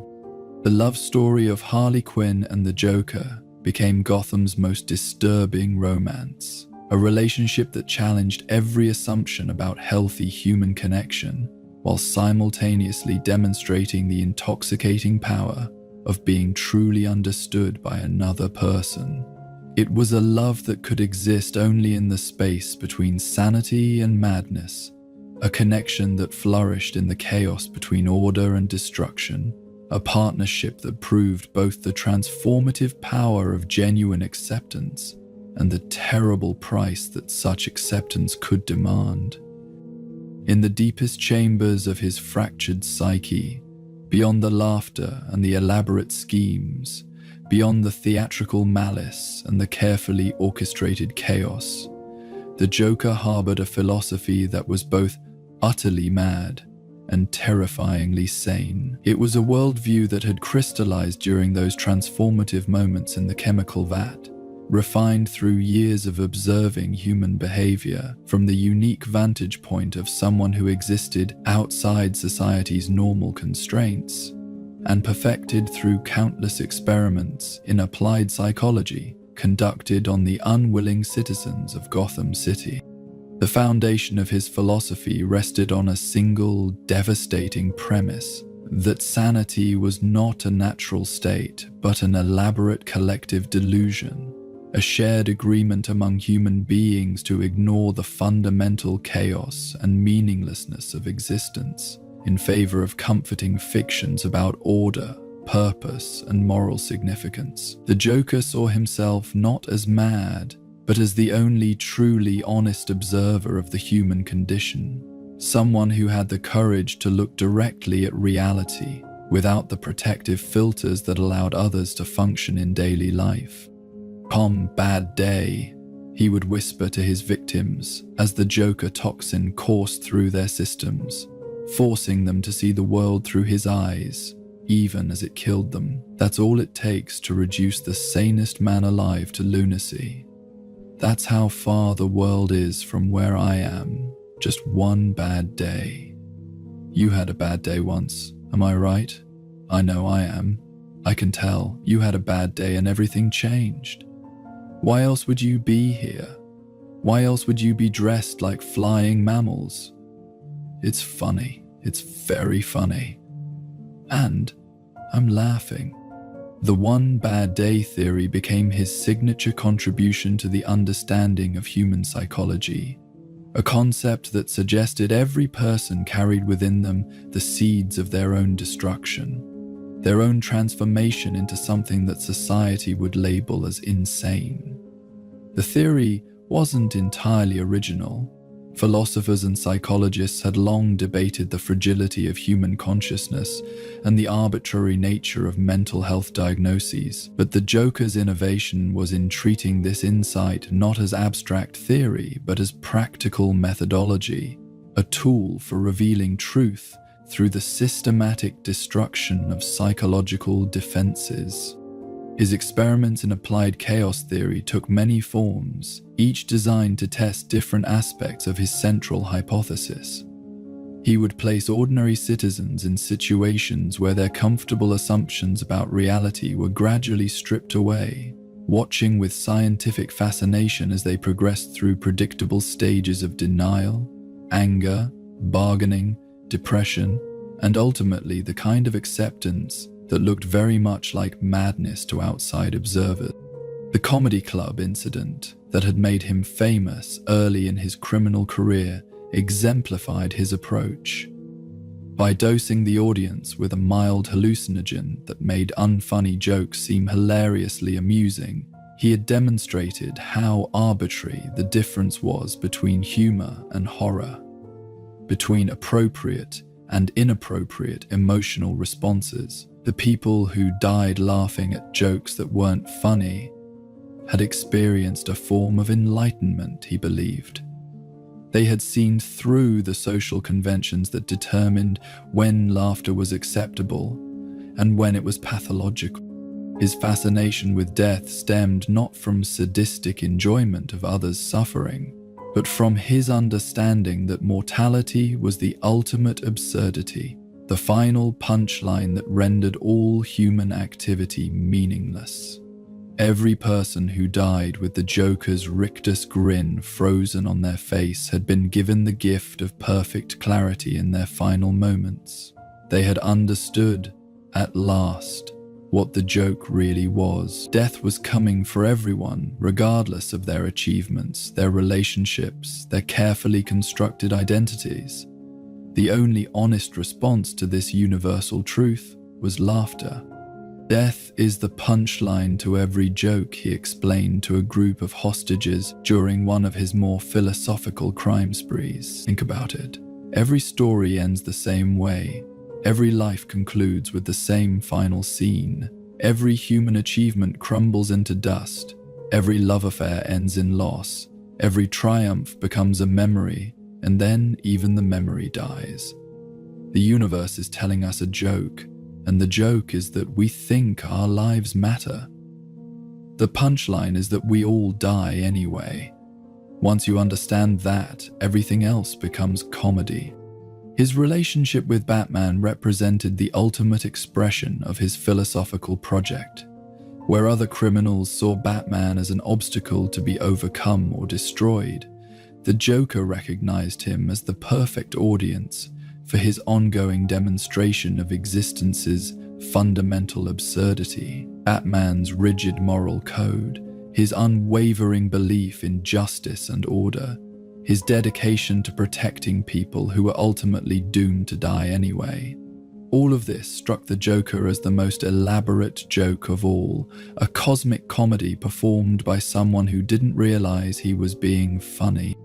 The dynamic between them became a form of theological debate, conducted through violence and elaborate psychological games.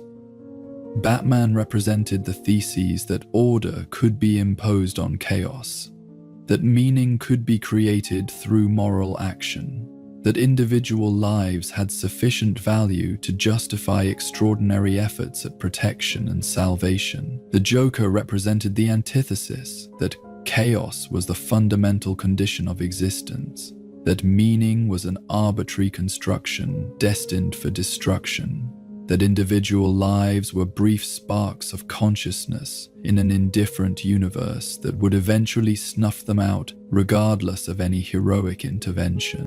Their confrontations weren't really about crime and punishment, law and order, good and evil. They were about competing philosophies of existence, different approaches to the problem of living in a universe that seemed designed to mock human aspirations. Batman's refusal to kill the Joker represented his commitment to the idea that life had inherent value.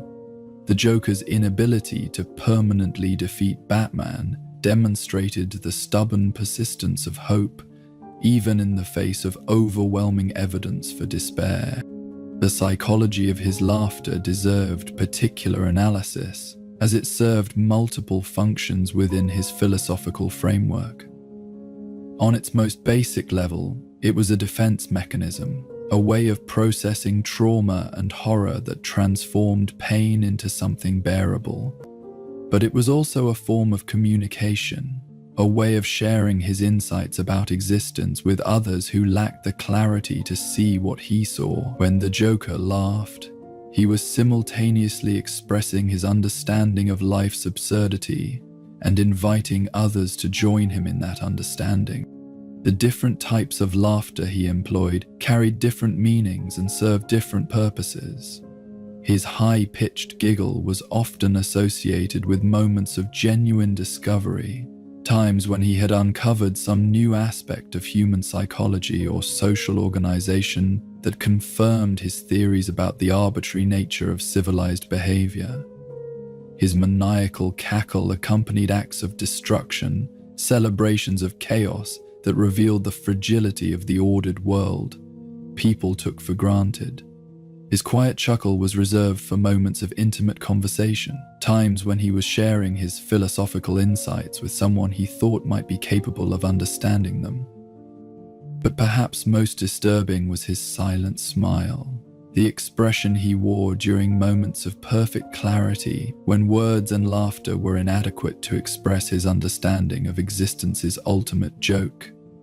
These were the times when he achieved something approaching transcendence, when his madness revealed itself as a form of enlightenment that was simply too honest for most people to bear. The Joker's relationship with reality itself was complex and deliberately ambiguous.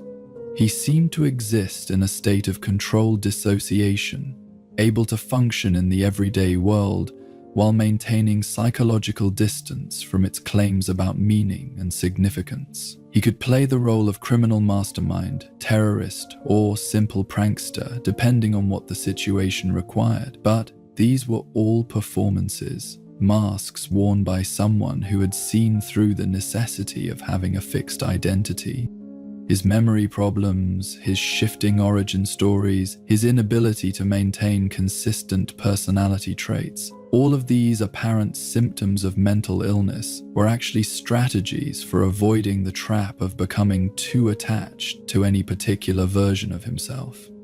By remaining fluid, by refusing to be pinned down to a specific identity or motivation, he maintained the freedom to respond authentically to each moment without being constrained by previous commitments or self-concepts. The chemical transformation that had created him was both literal and metaphorical. The accident at Ace Chemicals had changed his appearance, but more importantly, it had dissolved the psychological structures that kept most people anchored to conventional reality. The bleached skin and green hair were external signs of an internal liberation from the need to appear normal, to fit in, to maintain the elaborate performance of sanity that society demanded from its members. His crimes, viewed from this philosophical perspective, weren't really crimes at all, but teaching moments, opportunities to share his insights about existence with a world that desperately needed to understand what he had learned. Every bank robbery became a demonstration of how arbitrary the concept of ownership really was.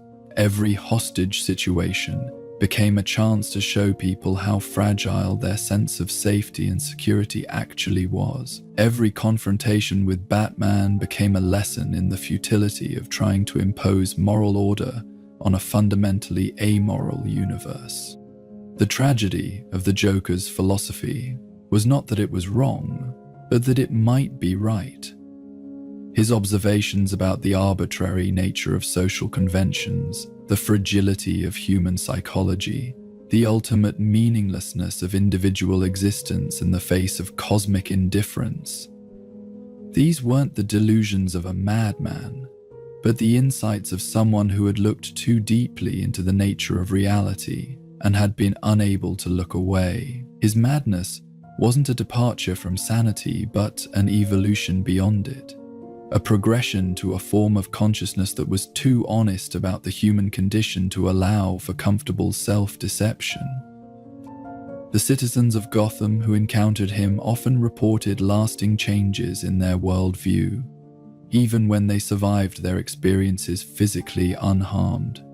They would find themselves questioning assumptions they had never thought to examine, seeing the absurdity in social situations they had previously taken seriously, laughing at inappropriate times because they had caught glimpses of the cosmic joke that the Joker spent his entire existence trying to share. In the quiet moments between his elaborate schemes, when the laughter died down and the chaos settled into temporary calm, the Joker would sometimes experience something approaching peace. These were the times when his philosophy provided genuine comfort, when his understanding of existence's fundamental absurdity allowed him to accept the world as it was, rather than demanding that it be something it could never become. In those moments, his madness revealed itself as a form of wisdom, his chaos as a type of order, his destruction as a method of creation. The philosophy of chaos that the Joker embodied wasn't ultimately about destruction for its own sake, but about honesty in the face of denial, clarity in the midst of delusion, laughter in response to tears. He had become Gotham's jester, the fool who spoke truth to power, the madman whose insights were too threatening to ignore and too accurate to dismiss. His legacy wouldn't be measured in the crimes he committed or the people he killed, but in the questions he forced others to ask about the nature of sanity, the meaning of existence, and the price of looking too deeply into the abyss that stared back from the heart of human experience. As the night deepens around you, let these philosophical musings settle into your consciousness like gentle rain on fertile soil. The Joker's insights about chaos and meaning need not disturb your rest. They are simply one possible way of understanding the world, no more or less valid than any other.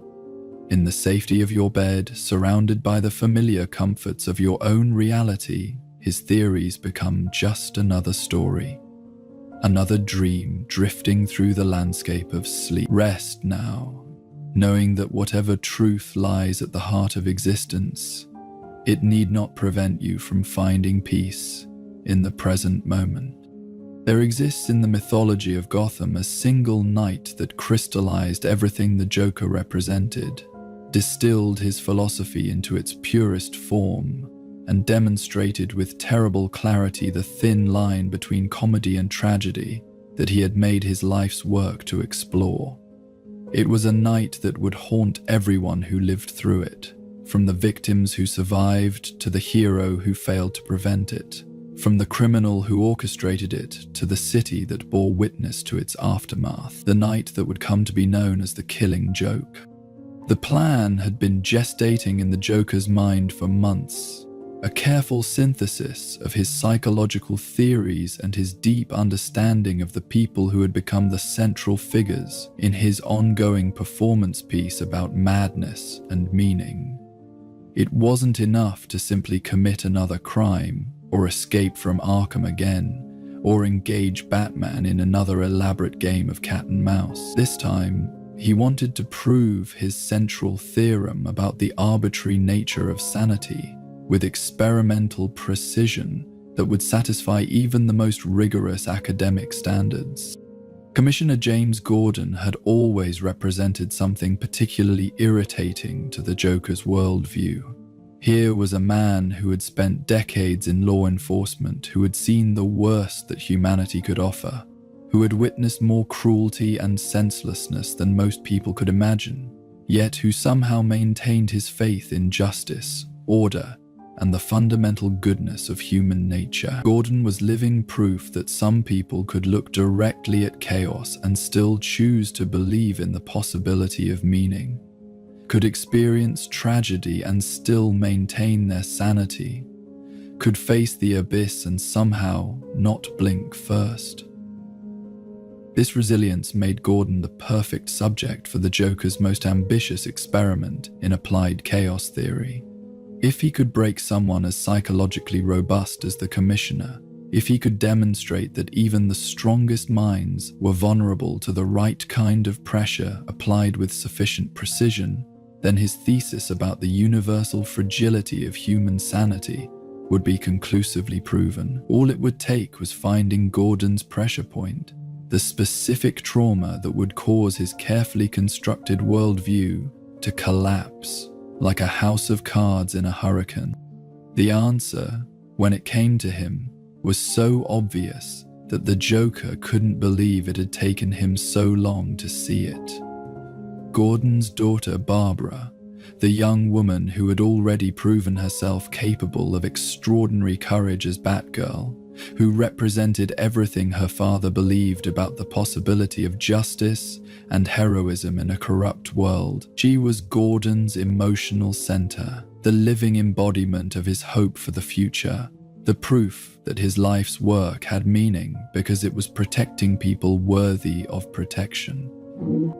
The plan that emerged from this insight was both elegant and horrific, a carefully choreographed sequence of events designed to inflict maximum psychological damage while maintaining the pretense of being an elaborate joke.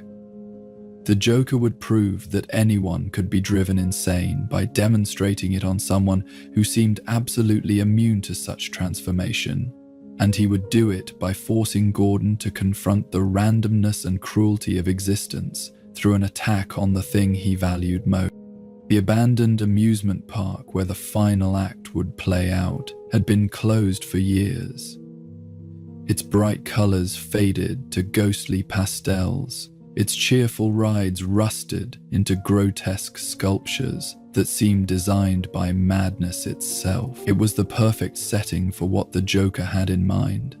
A place where joy had once lived, but now existed only as memory. Where laughter had been replaced by the echo of wind through broken structures. Where the promise of entertainment had given way to the reality of decay and abandonment. He spent weeks preparing the site, transforming the defunct funhouse into a gallery of horrors that would serve as the backdrop for his philosophical demonstration. The mirrors that had once shown amusing distortions of visitors' appearances were replaced with images designed to break down psychological defenses. Photographs that revealed the arbitrary cruelty underlying civilized society. Pictures that made explicit the violence that polite people preferred to keep hidden. The recorded laughter that had once welcomed children to harmless scares now carried undertones of genuine madness. Joy curdled into something that spoke of understanding too terrible to bear.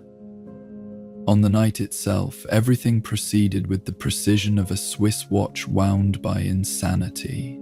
The attack on the Gordon home was swift and brutal, not because the Joker enjoyed violence for its own sake, but because efficiency was necessary to achieve the psychological impact he was aiming for. Barbara Gordon, taken by surprise, fought back with characteristic courage. But courage was no defense against careful planning and overwhelming force. The Joker's associates, chosen for their ability to follow orders without asking questions, subdued her quickly, while the Clown Prince himself focused on the real prize. Commissioner Gordon's capture was almost anticlimactic after months of planning. The older man, faced with the sight of his daughter bleeding and helpless, offered no resistance when the Joker's thugs secured him for transport. His compliance was part of the design. The Joker wanted him conscious and aware for everything that followed, needed him to experience each moment of the ordeal with perfect clarity, so that the full impact of the lesson could be absorbed and processed.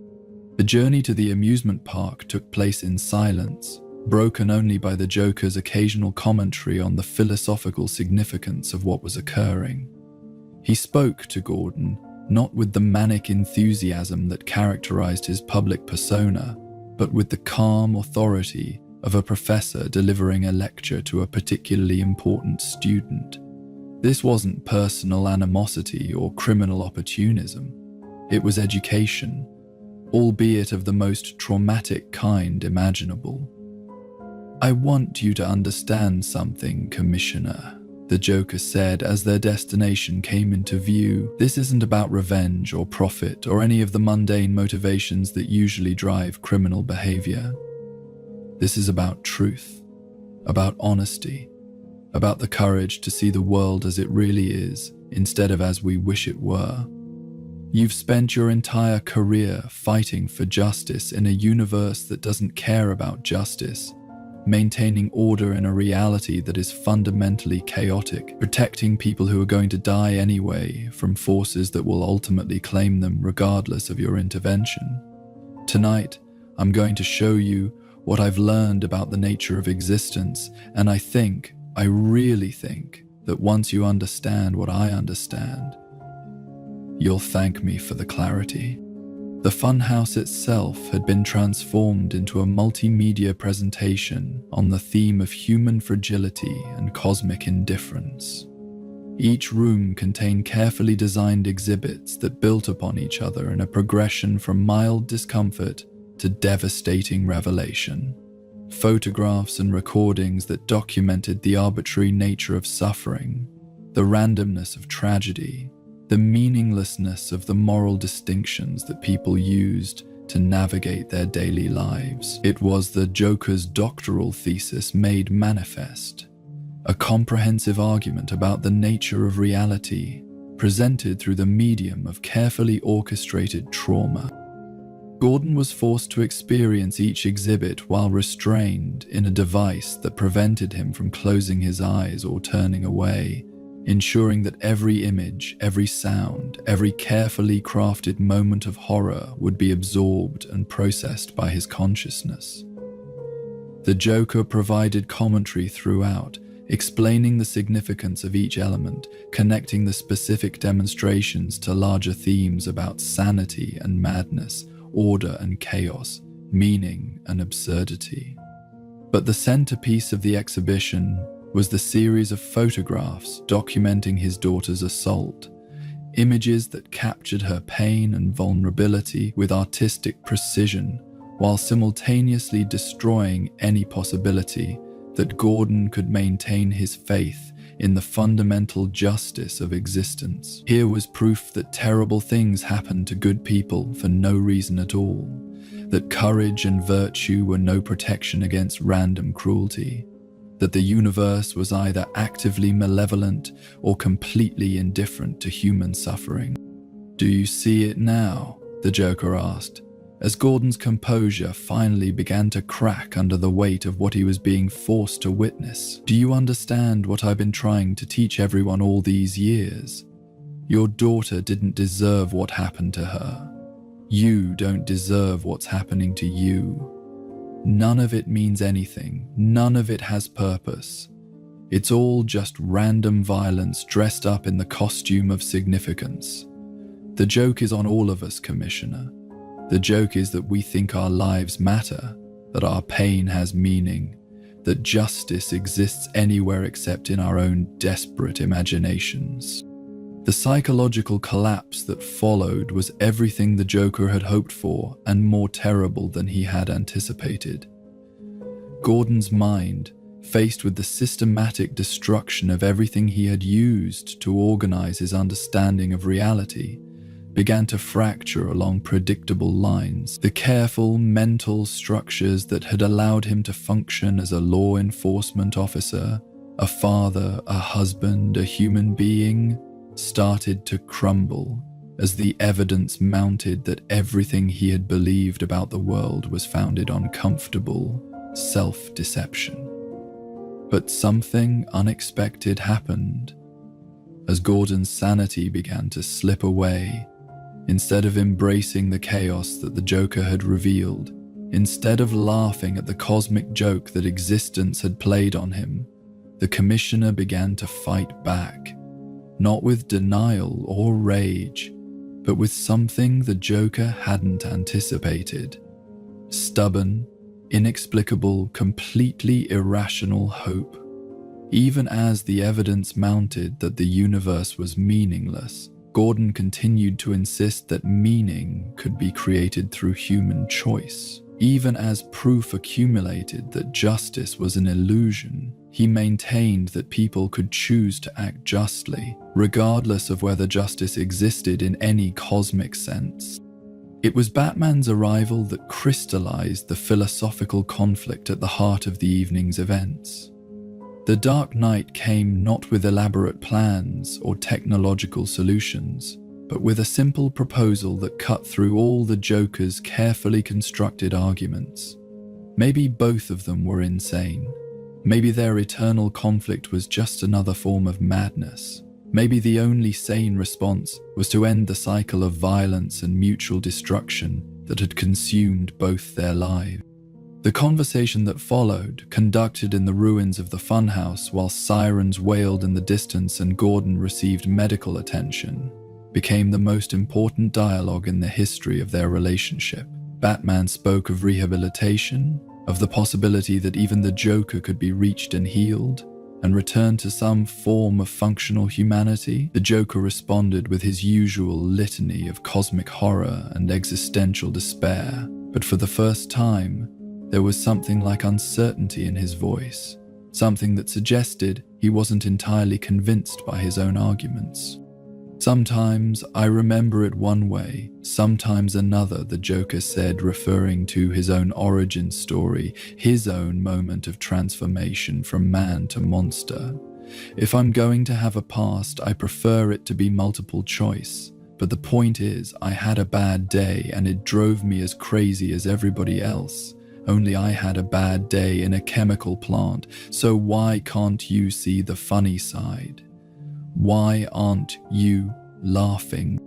The question hung in the air between them like chemical residue, impossible to ignore, but equally impossible to answer satisfactorily. Batman's response? That maybe some people could have bad days without being driven to madness. That maybe the choice between sanity and insanity was still a choice, even after trauma had made sanity seem impossible. Didn't convince the Joker, but it did something perhaps more important.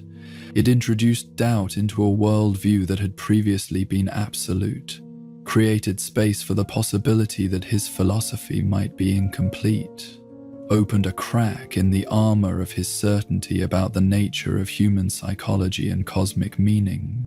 The joke that the Joker told at the end of their conversation, about two inmates escaping from an asylum, about the impossibility of bridging the gap between madness and sanity, about the futility of trying to help someone who had already fallen too far to be saved, was both a commentary on their relationship and a recognition that some divisions might be unbridgeable.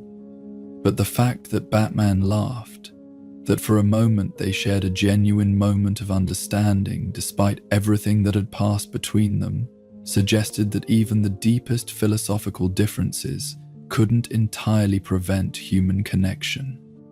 The aftermath of the Killing Joke rippled through Gotham in ways that wouldn't be fully understood for years.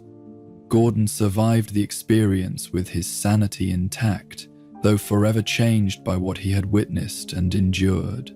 His continued commitment to justice, his refusal to abandon his principles despite overwhelming evidence for meaninglessness, became a form of heroism that the Joker found both admirable and incomprehensible.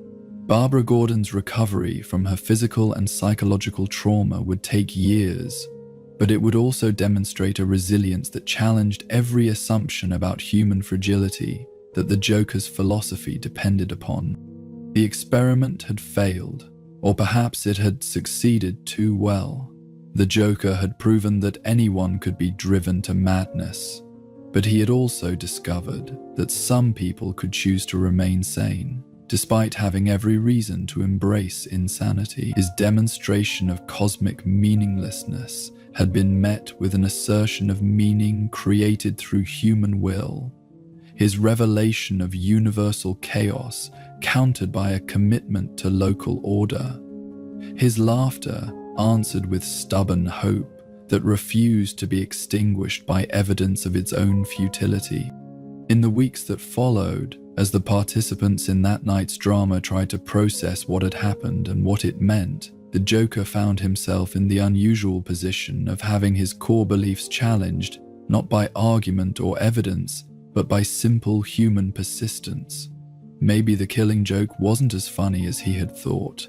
Maybe the punchline wasn't as devastating as he had hoped. Maybe the gap between sanity and madness, between hope and despair, between meaning and absurdity, wasn't as narrow as he had always claimed.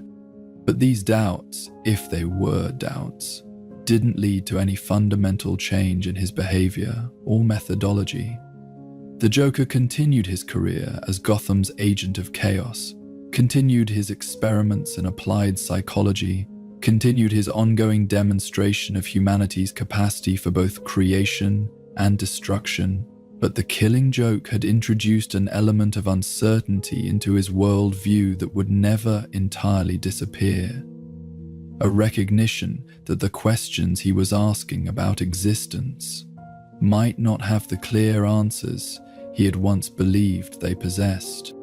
The night had been designed to prove that anyone could be driven insane by the right combination of circumstances and pressure.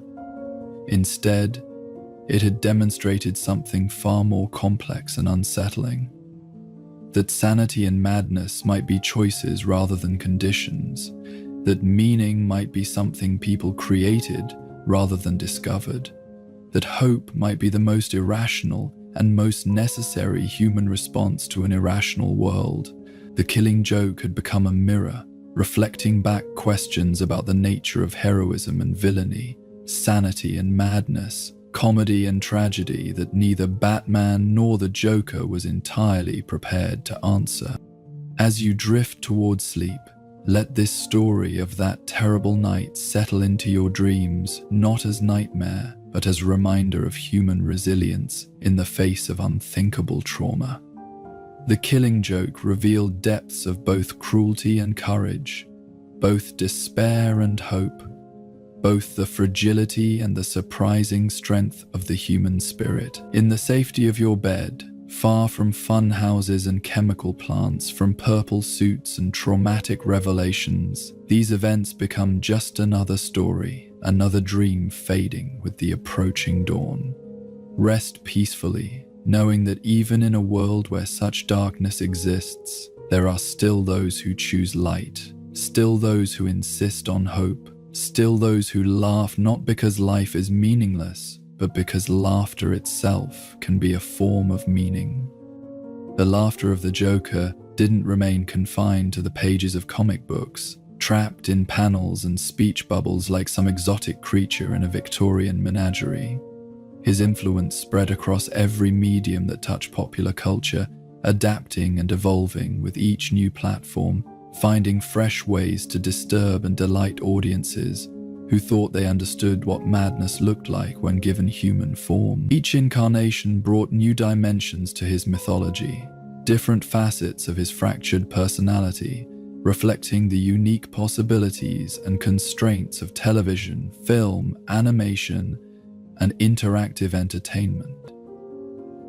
The first time audiences heard the Joker speak, his voice carried across radio waves and into living rooms, where families gathered around their wireless sets for evening entertainment. The radio serials of the 1940s had to convey his menace and madness entirely through vocal performance, without the visual cues of his distinctive appearance or the graphic impact of his crimes. The actor who first brought him to life in this medium discovered that the Joker's laughter was an instrument of infinite variation, capable of expressing everything from childlike glee to homicidal rage, from philosophical revelation to existential despair. Television, when it arrived as the dominant medium of popular entertainment, offered new challenges and opportunities for the character's development. The Batman television series of the 1960s, with its campy humor and deliberately artificial aesthetic, might have seemed like the perfect venue for the Joker's theatrical sensibility, but the network censorship standards of the era required a fundamental transformation of his character, softening his homicidal edge into harmless pranks, replacing his philosophical terrorism with elaborate but ultimately safe schemes for financial gain or public attention. The televised Joker of this period was chaos domesticated, madness made safe for family viewing, a cartoon villain who could be defeated by good old-fashioned detective work and wholesome moral courage. Cesar Romero's portrayal, while iconic in its own right, presented a version of the character that had been drained of everything truly dangerous about his comic book counterpart. The laughter was there, the costume was recognizable, the basic personality structure remained intact, but the existential threat had been neutralized, transformed from commentary on the nature of civilization into mere entertainment. But television would prove capable of much darker interpretations of the character. The animated series of the 1990s discovered new ways to present the Joker's mythology that were somehow more disturbing than anything that had been achieved in live action. Animation freed the character from the constraints of human actors' limitations, allowing his facial expressions to become impossibly exaggerated, his physical movements to defy the laws of physics, his very presence to warp reality in ways that suggested madness was not just a psychological condition, but a fundamental force of nature. Mark Hamill's voice work in the animated series became the definitive interpretation of the character for an entire generation of fans. His performance captured every aspect of the Joker's personality: the childlike wonder, the adult menace, the philosophical insight, the complete disconnect from normal human empathy. But more than that, he found in the character's laughter a musical quality that elevated it beyond mere sound effect into a form of communication that conveyed meaning no words could express. The laughter became a language unto itself, with subtle variations that indicated different emotional states and psychological conditions. The high giggle that accompanied moments of discovery, when the Joker had found some new aspect of human behavior to mock or exploit. The rolling chuckle that served as punctuation to his more elaborate verbal jokes and philosophical observations. The maniacal cackle that erupted during moments of triumph or revelation, when his schemes reached their climax or when he had successfully demonstrated some aspect of his worldview. And most disturbing of all, the quiet, almost gentle laughter that emerged during his most introspective moments, when he was explaining his motivations or sharing his insights about the nature of existence with someone he thought might understand. Cinema offered yet another dimension for the character's evolution, with the bigger budgets and longer formats allowing for more complex psychological development and more elaborate philosophical exploration. Jack Nicholson's portrayal in the 1989 Batman film brought a combination of camp and menace that captured something essential about the character's dual nature as both comedian and terrorist, both entertainer and existential threat. His performance emphasized the theatrical aspects of the Joker's persona, while maintaining enough genuine menace to suggest that beneath the performance lay something authentically dangerous. The makeup and costume design for the film created a visual interpretation that became iconic in its own right, different from, but equally memorable as, the comic book appearance. Nicholson's Joker was clearly human in a way that the animated version never needed to be, but his humanity was distorted by chemicals and madness into something that existed in the uncanny valley between person and caricature, between tragic figure and comic monster. The performance suggested that the Joker's transformation had been not just physical and psychological, but ontological. He had become a different category of being entirely, something that used to be human but had evolved beyond those limitations into something simultaneously more and less than what he had been before. But it was Heath Ledger's interpretation in The Dark Knight that pushed the character into entirely new psychological territory, presenting a version of the Joker that was more disturbing than any previous incarnation because he was more recognizably human. Gone were the elaborate origin stories and chemical transformations, replaced by a figure whose madness felt entirely possible within the constraints of realistic psychology. This Joker was what someone might actually become if they fully embraced chaos as a life philosophy, if they completely abandoned social conventions and moral constraints, if they decided to live as an agent of pure entropy in an ordered world. Ledger's performance was characterized by physical mannerisms that suggested a person whose relationship with their own body had become as chaotic as their relationship with society. Constant nervous tics, compulsive lip-licking, a way of moving that seemed to ignore normal human limitations and social boundaries. But the most unsettling aspect of the portrayal was how normal he could seem in certain moments, how his madness would recede just enough to reveal glimpses of the intelligent, possibly even rational person who had chosen to become something monstrous. The makeup and costume design reinforced this interpretation, presenting a Joker whose appearance was clearly artificial, but deliberately crude, as if he had applied his clown face with neither skill nor care, as if the transformation was ongoing rather than complete. The scars that stretched his mouth into a permanent grin were explained through multiple, contradictory stories that emphasized the character's fluid relationship with truth and identity, his inability or unwillingness to maintain consistent narratives about his own past.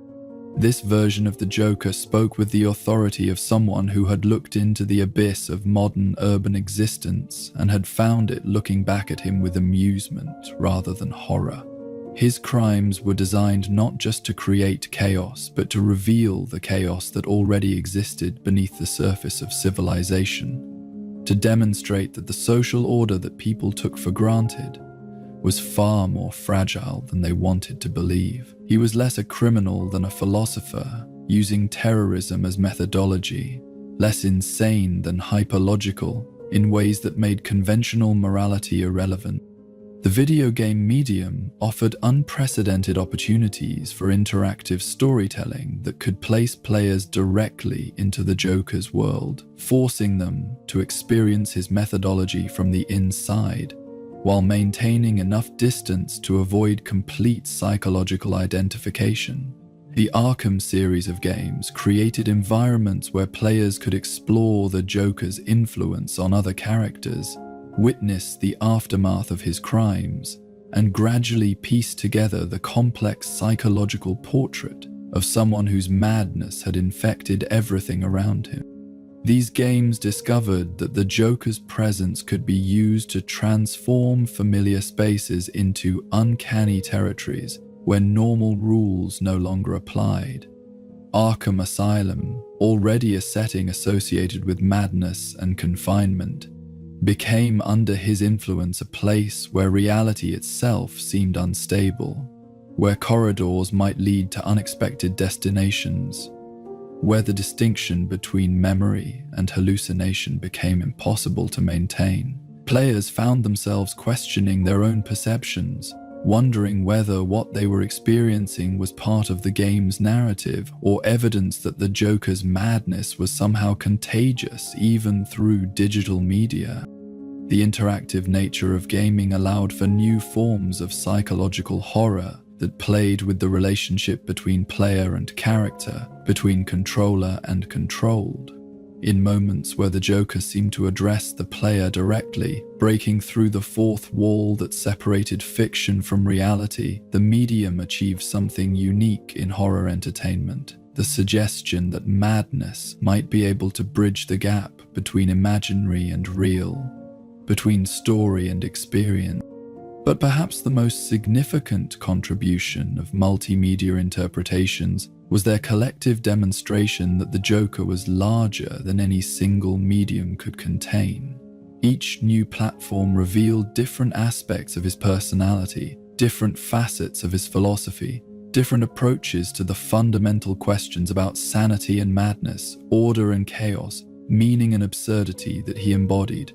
Television showed his theatrical side, cinema explored his psychological depth, animation freed him from physical limitations, games made his world interactive and immediate. The character became a kind of cultural mirror, reflecting back the fears and anxieties of each era that reinterpreted him. The campy 1960s television version reflected a time when social order felt secure enough to make light of chaos. The dark 1980s and 1990s interpretations emerged during periods of urban decay and social fragmentation, when the idea of an agent of pure entropy seemed less fantastical and more prophetic. To this day, the idea of an agent of pure entropy seemed less fantastical and more prophetic. The hyper-realistic portrayals of the 2000s corresponded with a time of international terrorism and domestic uncertainty, when the boundaries between civilization and barbarism seemed more porous than previous generations had imagined. Each medium's technical capabilities and cultural constraints shaped not just how the Joker was presented, but what aspects of his mythology were emphasized. Radio focused on his voice and verbal wit. Early television was limited to his less threatening characteristics. Animation allowed for exaggerated physical comedy alongside genuine menace. Modern cinema could explore psychological realism while maintaining comic book theatricality. Video games made his influence interactive and environmental rather than simply narrative. But across all these interpretations, certain core elements remained constant. the laughter that served as both weapon and communication, the philosophical commitment to chaos as life's fundamental principle, the complex relationship with Batman that transcended simple good versus evil dichotomy, the ability to reveal uncomfortable truths about civilization by refusing to participate in its comforting illusions, the suggestion that madness might sometimes be a superior response to an insane world.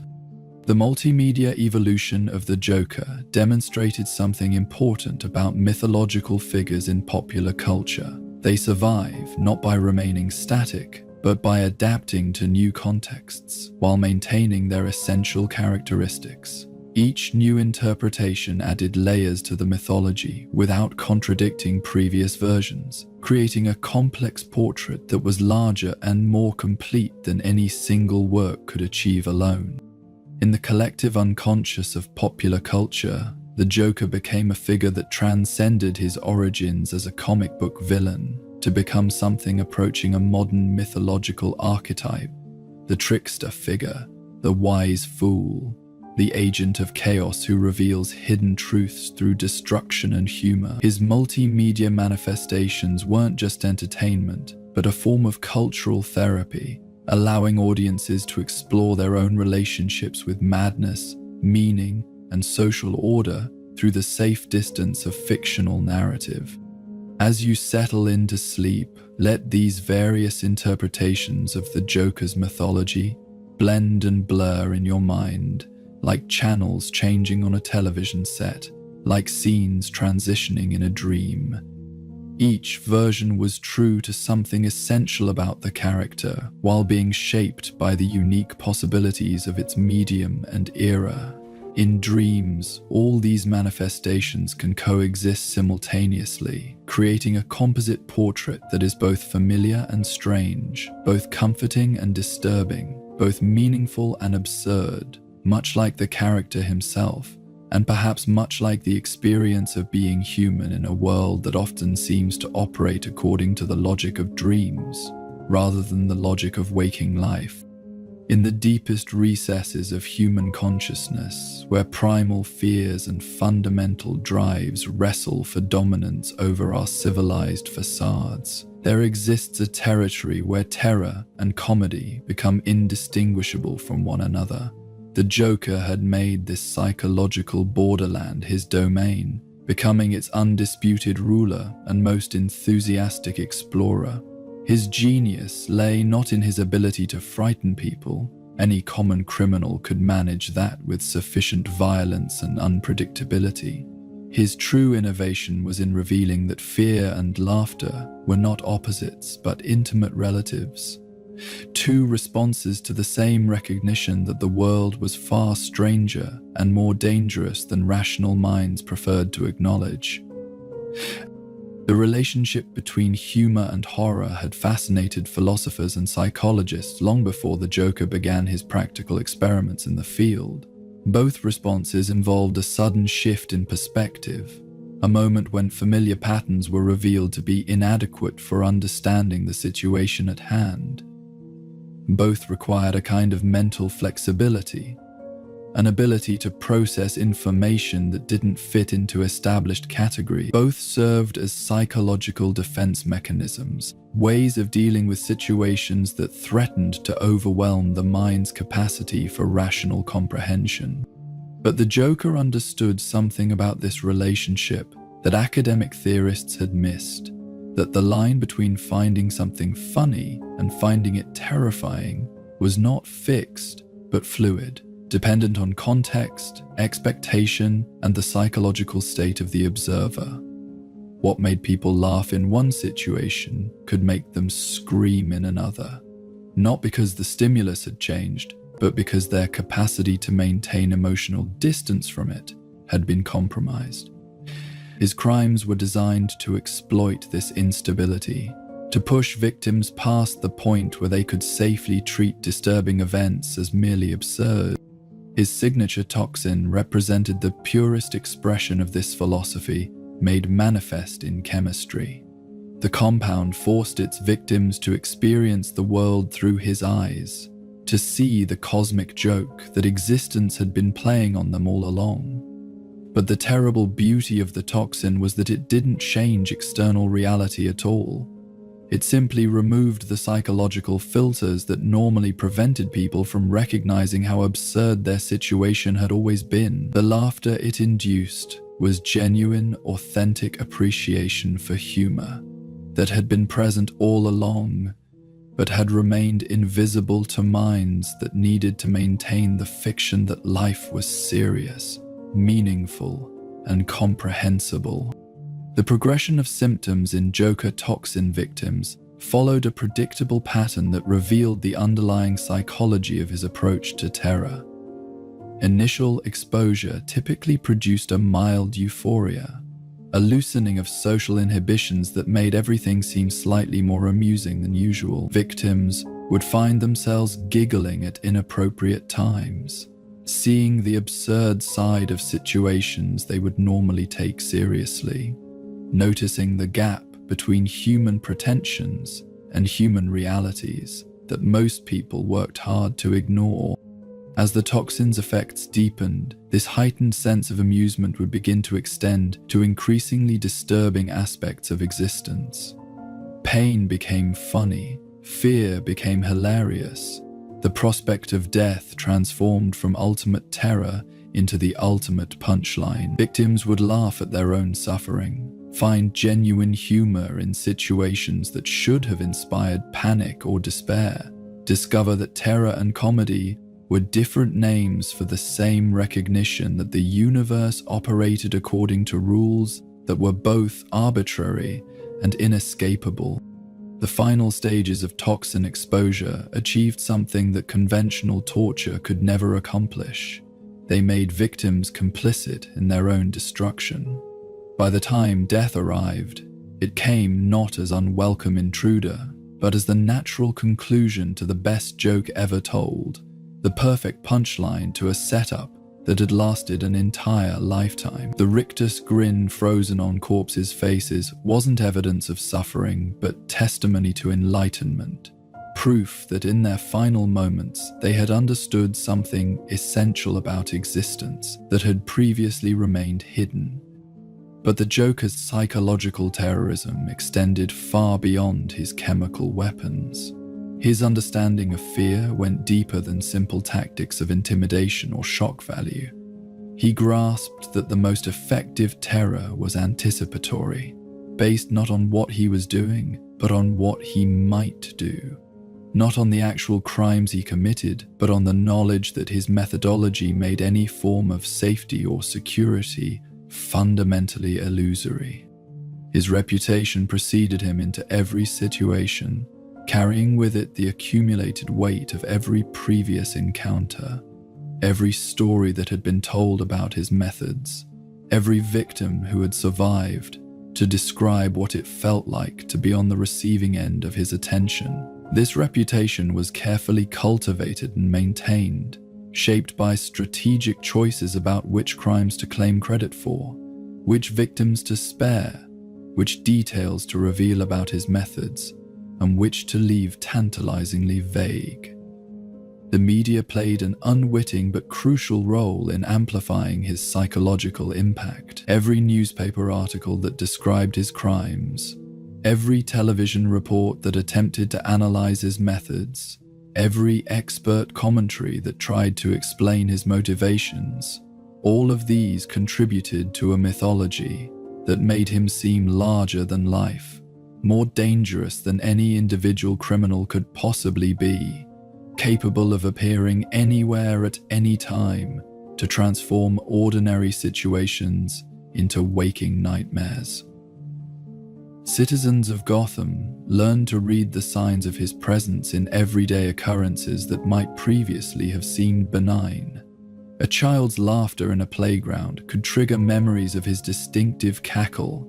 The sight of someone wearing purple clothing might cause momentary panic. The sound of calliope music from a carnival or circus could send people fleeing in terror, their minds immediately making connections to his theatrical sensibilities and love of performance-based crime. This psychological conditioning achieved something unprecedented in the annals of criminal behavior. It made an entire population complicit in their own terrorization. Citizens would scare themselves with imagined threats, see his influence in random coincidences, attribute perfectly normal events to his malevolent planning. He had succeeded in making Gotham's collective unconscious into an extension of his own fractured psyche, a city-wide case study in mass paranoia that served his philosophical purposes better than any individual crime could have managed. His choice of weapons reflected his sophisticated understanding of the relationship between fear and fascination, revulsion and attraction. The joy buzzers, the acid-squirting flowers, the exploding cigars, all of these devices carried a double meaning that simultaneously invited approach and threatened destruction. They were parodies of innocent objects, familiar items transformed into instruments of harm, comfort items revealed as potential weapons. This dual nature forced victims to confront the possibility that anything in their environment might be dangerous, that the distinction between safe and unsafe was as arbitrary as the difference between funny and terrifying. The theatrical nature of his crimes served multiple psychological functions beyond simple attention-seeking. By turning each criminal act into a performance, he forced victims and witnesses to become audience members, passive observers of their own victimization. This transformation from participant to spectator created a psychological distance that could be either protective or deeply disturbing, depending on how successfully victims could maintain their sense of detachment from what was happening to them. But the theatrical framework also trapped victims in a narrative structure they hadn't chosen and couldn't control. They became characters in the Joker's ongoing story about the absurdity of existence, unwilling participants in his philosophical demonstration, supporting players in a cosmic comedy they didn't understand and couldn't escape. This narrative imprisonment was often more psychologically damaging than any physical harm he might inflict, because it robbed victims of their agency and autonomy, making them feel like puppets dancing to strings they couldn't see. His interactions with law enforcement revealed another dimension of his psychological methodology. He understood that police officers, by profession and training, were committed to maintaining social order, protecting civilians, and operating within legal constraints that limited their options for dealing with unconventional threats. This commitment could be weaponized against them, turned into a vulnerability that made them predictable and manipulable. By creating situations where standard police procedures would be inadequate or counterproductive, he forced law enforcement to choose between following protocol and preventing harm, between maintaining their professional standards and achieving practical results. Officers who encountered him often reported feeling psychologically off balance, unable to apply their training effectively, confused by scenarios that didn't fit into established categories of criminal behavior. The effect on Batman was more complex and more personal because their relationship transcended the normal dynamic between criminal and crime fighter. The Joker understood that Batman's crusade was motivated by a deep need to impose order on chaos, to prevent the kind of random violence that had claimed his parents' lives from claiming other victims. This psychological investment in the concept of preventable tragedy made Batman vulnerable to a particular kind of manipulation. The suggestion that his efforts were futile, that chaos was inevitable, that every life he saved would eventually be lost to death anyway. Their encounters became a form of mutual psychoanalysis, with each trying to understand and exploit the psychological patterns that drove the other's behavior. The Joker would present Batman with scenarios designed to force him to choose between competing moral imperatives, situations where any action would result in harm to innocents, puzzles where there was no right answer, and every choice carried terrible consequences. These weren't tests of Batman's skills or resources, but attacks on his fundamental worldview, attempts to demonstrate that heroism was just another form of madness, that the distinction between saving lives and destroying them was arbitrary and meaningless. But Batman's consistent refusal to kill the Joker represented a different kind of psychological warfare, a rejection of the easy solution that would have ended their conflict permanently. By sparing his enemy's life repeatedly, Batman was making a statement about the nature of justice and human worth that the Joker found both admirable and infuriating. It suggested that even the most dangerous criminal retained some essential humanity, that redemption remained possible even for those who had committed unforgivable acts, that the cycle of violence could be broken through moral courage rather than superior force. This restraint forced the Joker to confront the possibility that his philosophy might be incomplete, that his understanding of human nature might have blind spots that prevented him from seeing alternatives to chaos and meaninglessness. Batman's continued faith in justice, despite overwhelming evidence for its absence, became a puzzle that the Joker couldn't solve through conventional means, a mystery that suggested there might be forms of sanity that were superior to his own carefully cultivated madness. The citizens who survived encounters with the Joker often reported lasting changes in their worldview that went far beyond simple trauma or post-traumatic stress. They described seeing the world through different eyes, noticing absurdities and contradictions that had previously been invisible, finding themselves laughing at inappropriate times because they had caught glimpses of the cosmic joke that underlay ordinary experience. Some adapted to these changes, integrating them into a modified but functional approach to daily life. Others never fully recovered their pre-encounter psychological stability. These lasting effects represented the Joker's most significant achievement as an agent of chaos.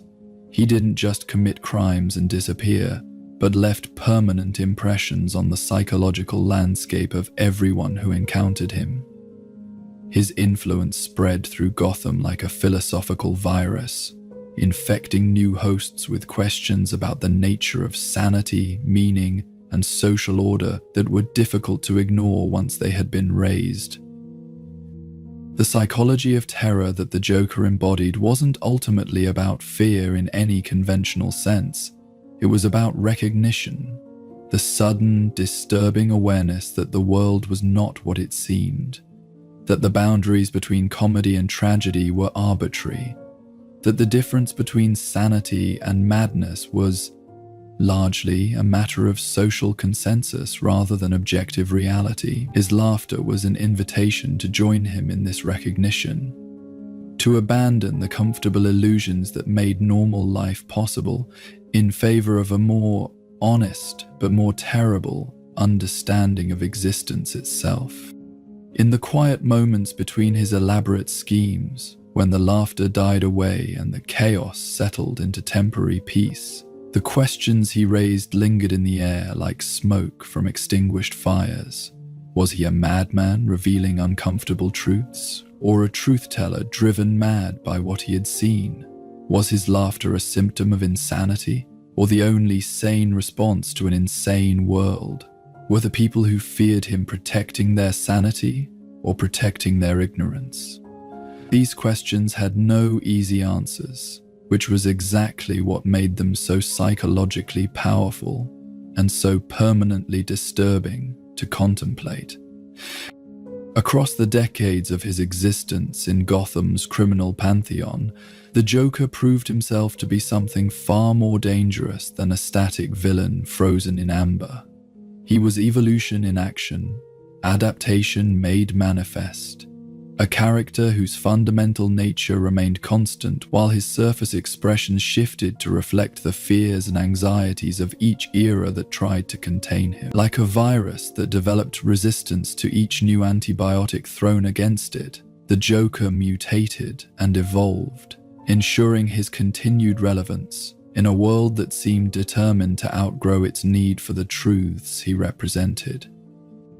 The earliest incarnations of his criminal career had been relatively straightforward, focused on demonstrating the arbitrary nature of social order through elaborate pranks and themed robberies that revealed the absurdity underlying civilized behavior. But as Gotham's law enforcement adapted to his methods, as Batman developed countermeasures for his psychological warfare, as the city itself grew more sophisticated in its understanding of urban crime and social dysfunction, the Joker was forced to evolve more complex and subtle approaches to his ongoing philosophical project.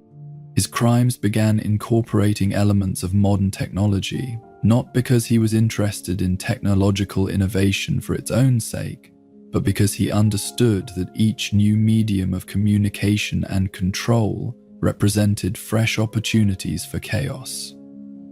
The advent of television allowed him to broadcast his message directly into people's homes, transforming their places of safety into extensions of his psychological laboratory. Computer networks provided new venues for identity manipulation and reality distortion. Social media platforms became tools for spreading paranoia and uncertainty on a scale that previous generations of criminals could never have imagined. But his adaptation went far deeper than simply updating his tools and methods.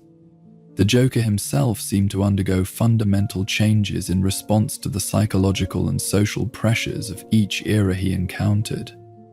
During periods of social stability and economic prosperity, his crimes took on a more surreal, absurdist quality, as if he were trying to shake complacent citizens out of their comfortable assumptions about progress and security. During times of crisis and uncertainty, his methods became more direct and visceral, exploiting existing fears rather than creating new ones from scratch.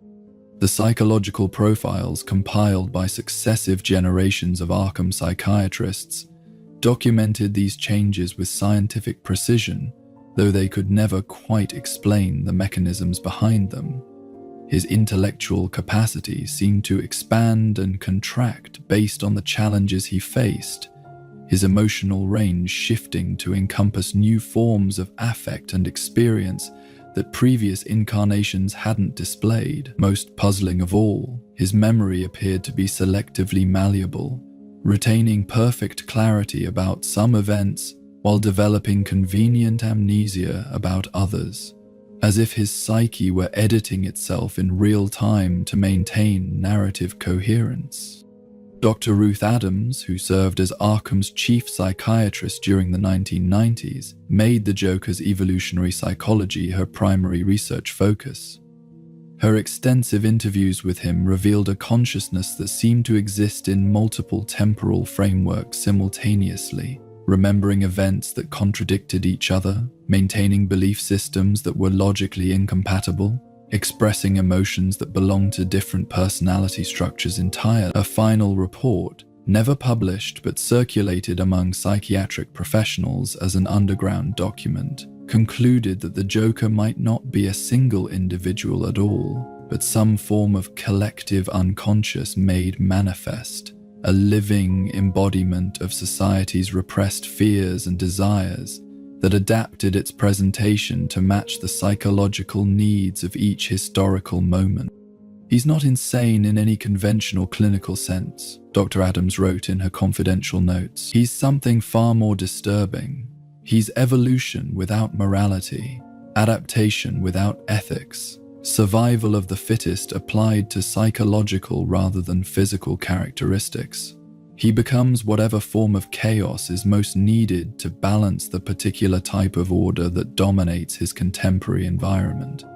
He's not fighting Batman or the police or even society itself.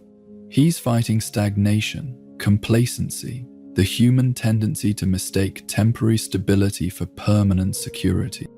This evolutionary perspective explained many of the apparent contradictions in his behavioral patterns across different time periods. The campy theatrical villain of the 1960s had been responding to an era of rigid social conformity and institutional authority, providing a release valve for repressed rebellion and unconventional thinking. The homicidal terrorist of the 1980s emerged during a period of urban decay and social fragmentation, when citizens needed to be reminded that civilization was more fragile than they wanted to believe.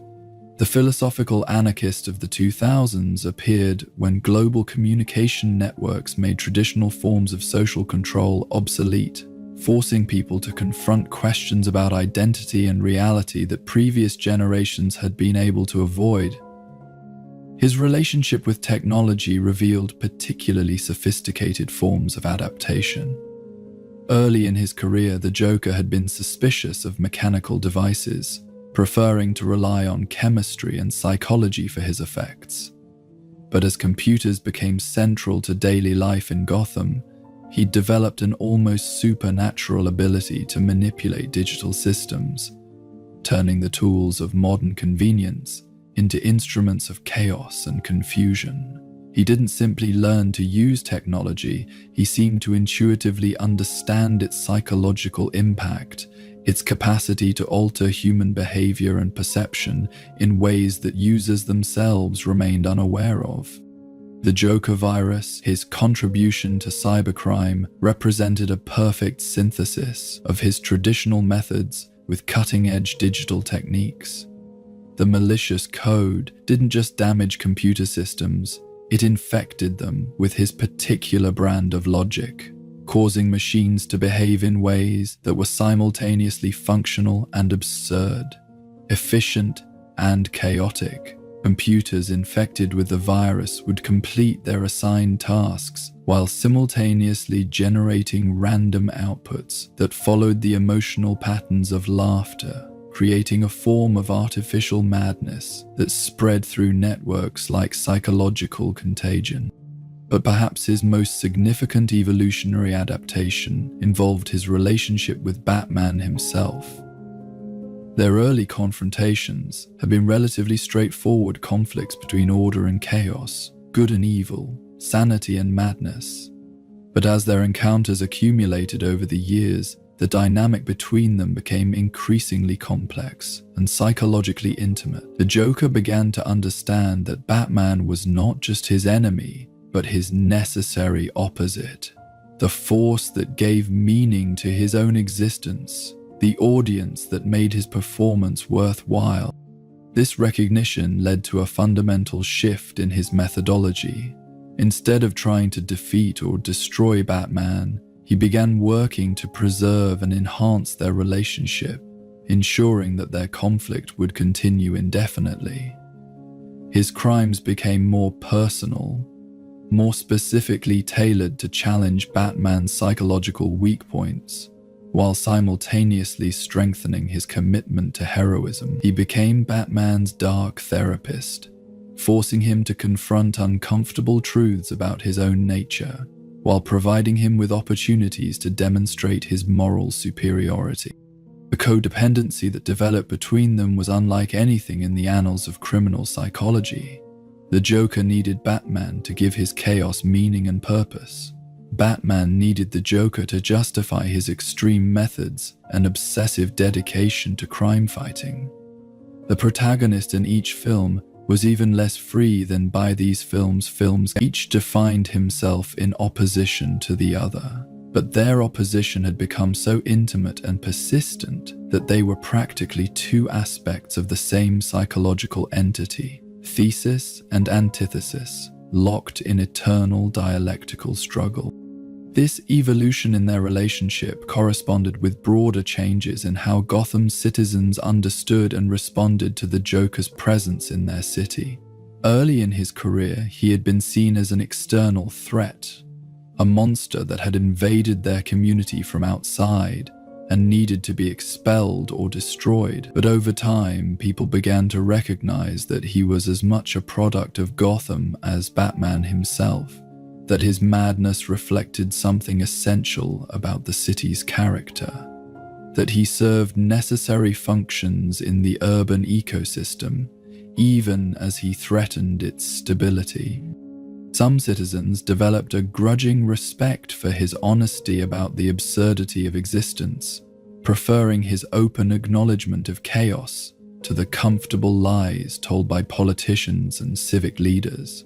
Others saw him as a necessary evil, someone whose crimes kept the city's defenses sharp and its citizens vigilant against complacency. A few even viewed him as a kind of perverse public service, someone who revealed uncomfortable truths about human nature that needed to be confronted, even if they couldn't be easily resolved.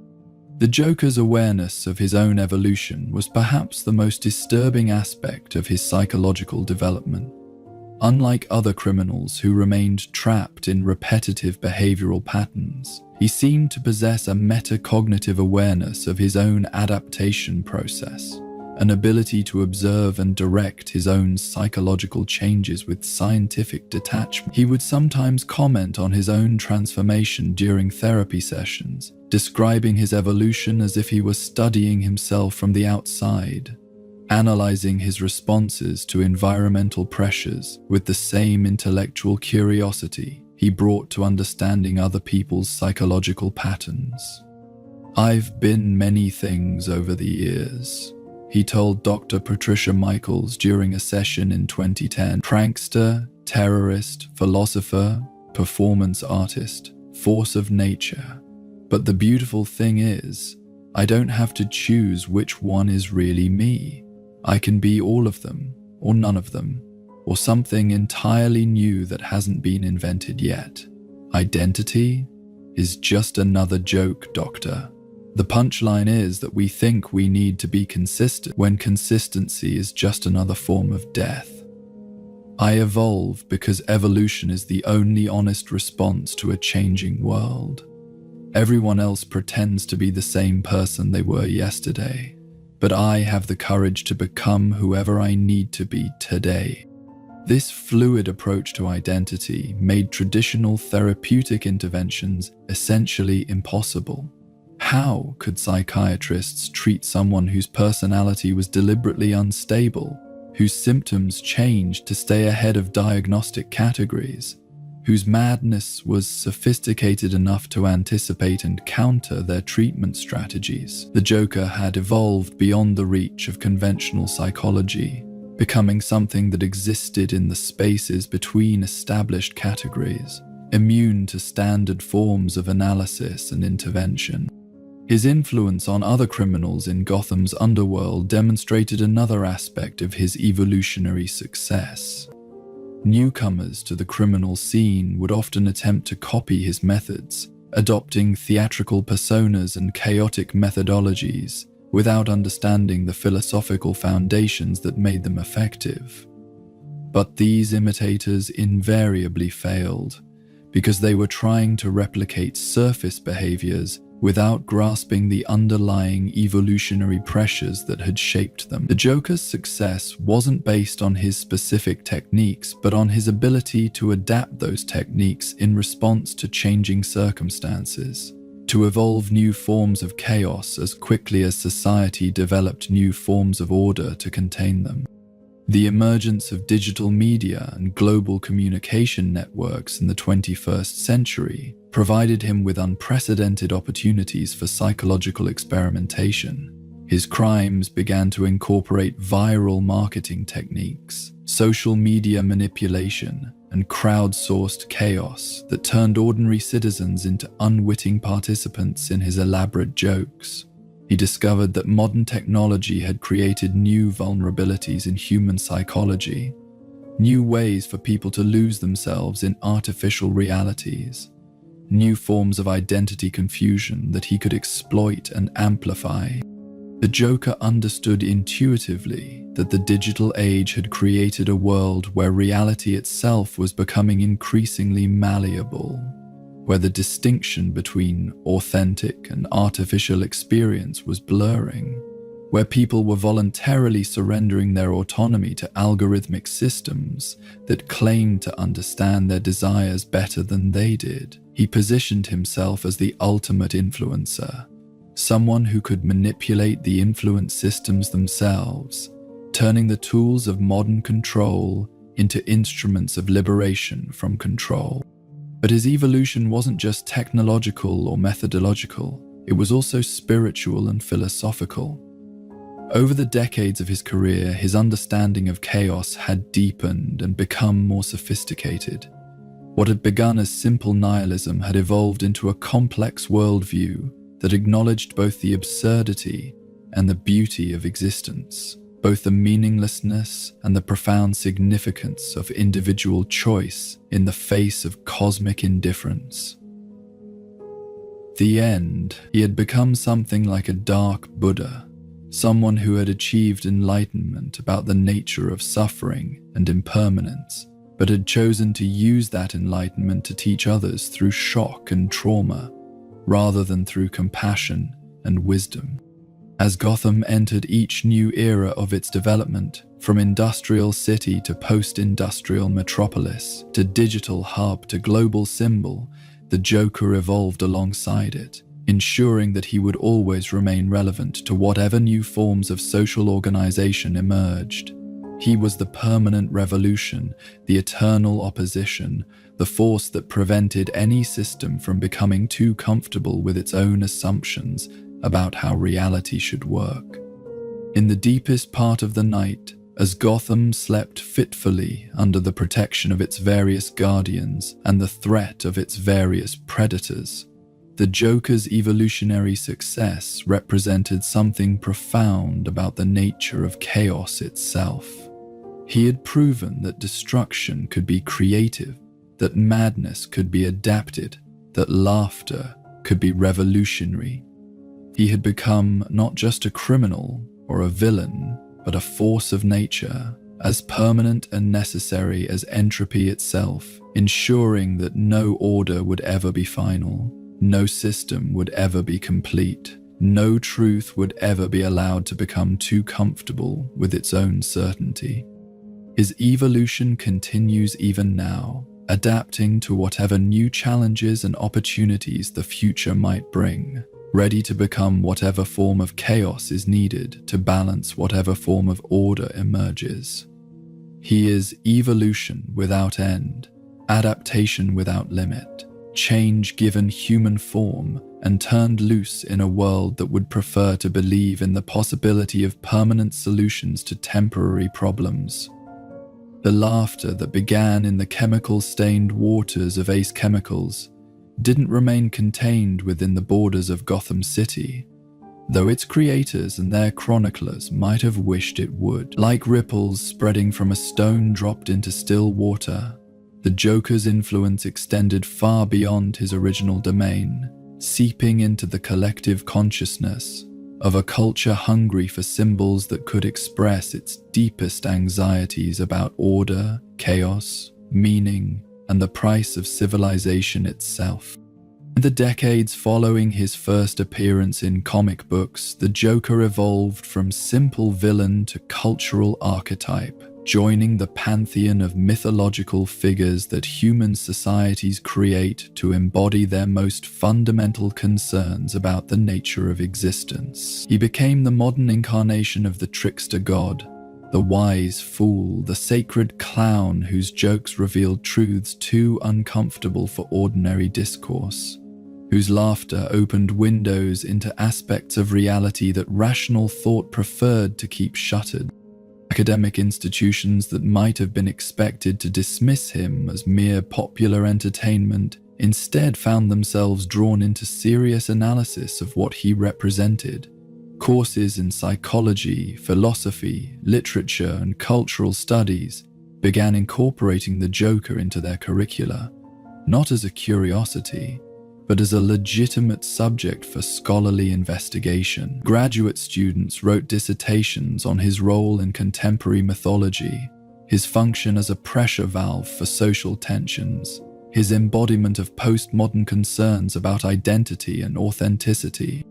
Dr. Margaret Chen's groundbreaking study, The Laughing Shadow: Archetypal Functions of the Trickster in Post-Industrial Society, traced the Joker's cultural impact through multiple disciplines and demonstrated how his character served essential psychological and social functions that went far beyond simple entertainment. Her research showed that societies experiencing rapid technological and social change consistently produced trickster figures who helped process the anxiety and uncertainty that came with transformation. The Joker was simply the latest and most sophisticated example of this universal human need for chaos agents, who could safely express forbidden thoughts and feelings. Every culture needs its fools, Dr. Shen wrote. Figures who can say what others cannot, do what others dare not, think what others will not. The Joker serves this function for our contemporary moment, when traditional sources of meaning and authority have been undermined by technological change, when identity itself has become fluid and uncertain, when the distinction between reality and simulation grows increasingly blurred. He gives us permission to laugh at things that might otherwise drive us mad. The influence of his aesthetic spread through fashion, art, and design in ways that often seem to occur without conscious intention. The combination of formal elegance with chaotic color schemes, the juxtaposition of beauty and horror, the theatrical presentation of violence as performance. These elements began appearing in contexts that had no direct connection to the character or his mythology. Fashion designers incorporated his visual elements into haute couture collections. Contemporary artists referenced his imagery in gallery installations that explored themes of madness, identity, and social critique. Conan was truly aesthetic, but perhaps most significantly, his approach to communication began influencing how people understood and practiced humor itself. The Joker's innovation hadn't been in telling jokes, but in revealing that everything was already a joke, that the distinction between comedy and tragedy was arbitrary, that laughter could be a weapon as powerful as any physical force. This insight migrated into stand-up comedy, satirical television, internet meme culture, and everyday social interaction, changing how people processed difficult information and challenging events. Comedians began incorporating elements of his methodology into their acts, using laughter not just to entertain, but to reveal uncomfortable truths about power, authority, and social organization. The line between humor and horror became increasingly blurred in popular entertainment, as audiences developed tolerance for darker forms of comedy that would have been shocking to previous generations. The Joker had taught culture that laughing at terrible things wasn't necessarily cruel or inappropriate. Sometimes it was the most honest response available. Social media platforms proved particularly fertile ground for the spread of his influence. The internet's capacity for rapid information dissemination, identity manipulation, and reality distortion created an environment that seemed designed for Joker-esque experimentation with truth and meaning. Memes that incorporated his imagery or philosophy spread across global networks at viral speeds, carrying his particular brand of chaos into contexts and cultures that had never encountered the original character. The phenomenon of trolling, using online platforms to provoke emotional responses through deliberately provocative content, bore clear philosophical resemblance to the Joker's approach to social interaction. Like him, internet trolls seemed motivated not by conventional goals like profit or power, but by a desire to reveal the arbitrary nature of social conventions, to demonstrate how easily people could be manipulated into extreme emotional responses, to prove that rational discourse was far more fragile than participants wanted to believe. But the cultural impact extended beyond digital environments into physical spaces and real-world behavior. The Occupy Wall Street movement, various anonymous operations, flash mob organizations, and other forms of spontaneous collective action showed clear influence from the Joker's model of using chaos to reveal hidden truths about power structures and social organization. Protesters began incorporating theatrical elements, wearing masks, using humor as a weapon against authority, turning their political actions into performances that were simultaneously serious and absurd. The adoption of Guy Fawkes masks by anonymous activists was perhaps the most direct example of this influence. Like the Joker's own theatrical presentation, the masks served multiple functions simultaneously. They provided anonymity and protection, created a unified visual identity for diverse participants, and turned individual protesters into representatives of an archetype, rather than specific persons with particular grievances. The masked figure became a symbol of resistance that transcended any individual's characteristics or motivations. Mental health discourse began incorporating concepts derived from the Joker's portrayal of madness and sanity.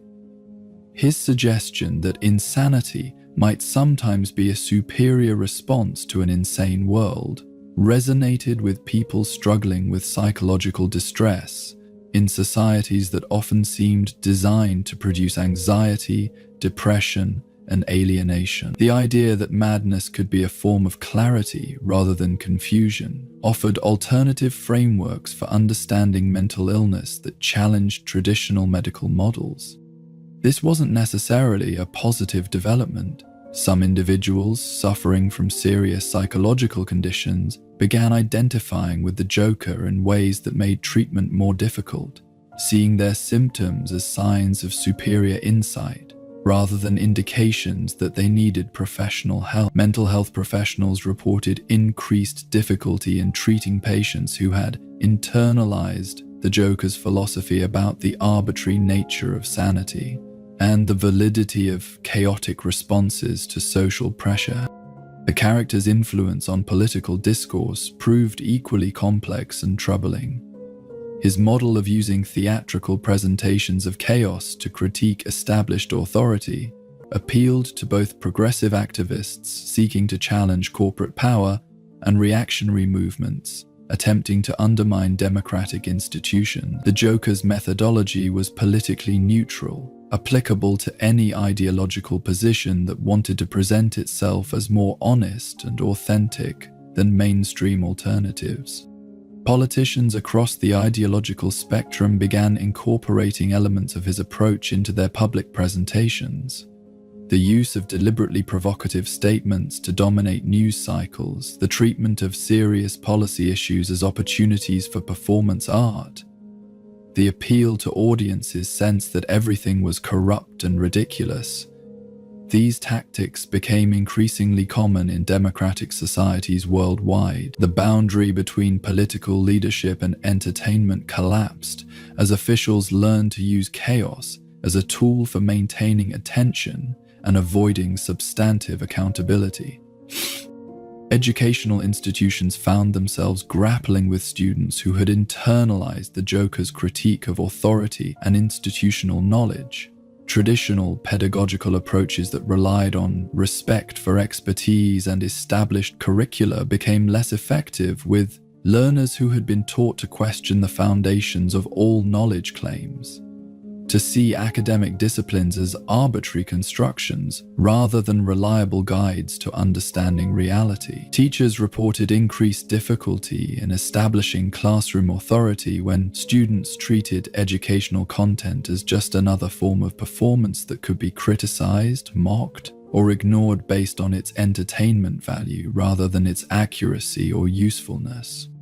The influence on law enforcement and criminal justice was particularly concerning. The Joker's model of criminal behavior, theatrical, philosophical, resistant to conventional forms of deterrence or punishment, began appearing in real-world criminal activity. Perpetrators of various crimes started incorporating elements of his methodology, turning illegal acts into performance pieces, using media attention as a primary goal rather than traditional criminal objectives like profit or revenge, treating law enforcement response as part of an ongoing game rather than a serious consequence to be avoided. This created new challenges for police departments, court systems, and correctional institutions that were designed to handle conventional criminal behavior based on rational self-interest and conventional motivations. How do you deter someone whose primary goal is attention and whose methodology treats punishment as just another form of performance? How do you rehabilitate individuals who have rejected the fundamental premises upon which rehabilitation programs are based? The entertainment industry struggled with similar questions about the cultural impact of promoting the Joker's mythology. Studios and publishers found themselves caught between the commercial success of the character and concerns about the potential influence of his philosophy on audiences. Rating systems and content warnings proved inadequate for addressing material that wasn't explicitly violent or obscene, but that challenged fundamental assumptions about sanity, morality, and social organization. Critics argued that popular culture's celebration of the Joker amounted to a form of nihilistic propaganda, teaching audiences to reject meaning, purpose, and moral responsibility in favor of chaos and destruction. Defenders countered that the character served important functions as social critic and philosophical questioner, forcing people to examine assumptions they might otherwise never think to challenge. The debate revealed deep disagreements about the role of entertainment in shaping social values and individual behavior. Religious institutions found the Joker's cultural influence particularly challenging to address because his philosophy directly challenged core theological concepts about meaning, purpose, and divine order. His suggestion that existence was fundamentally absurd conflicted with religious teachings about cosmic significance and moral accountability. Yet some progressive theologians found in his character a modern expression of ancient mystical traditions that used paradox and apparent blasphemy to point toward deeper spiritual truths.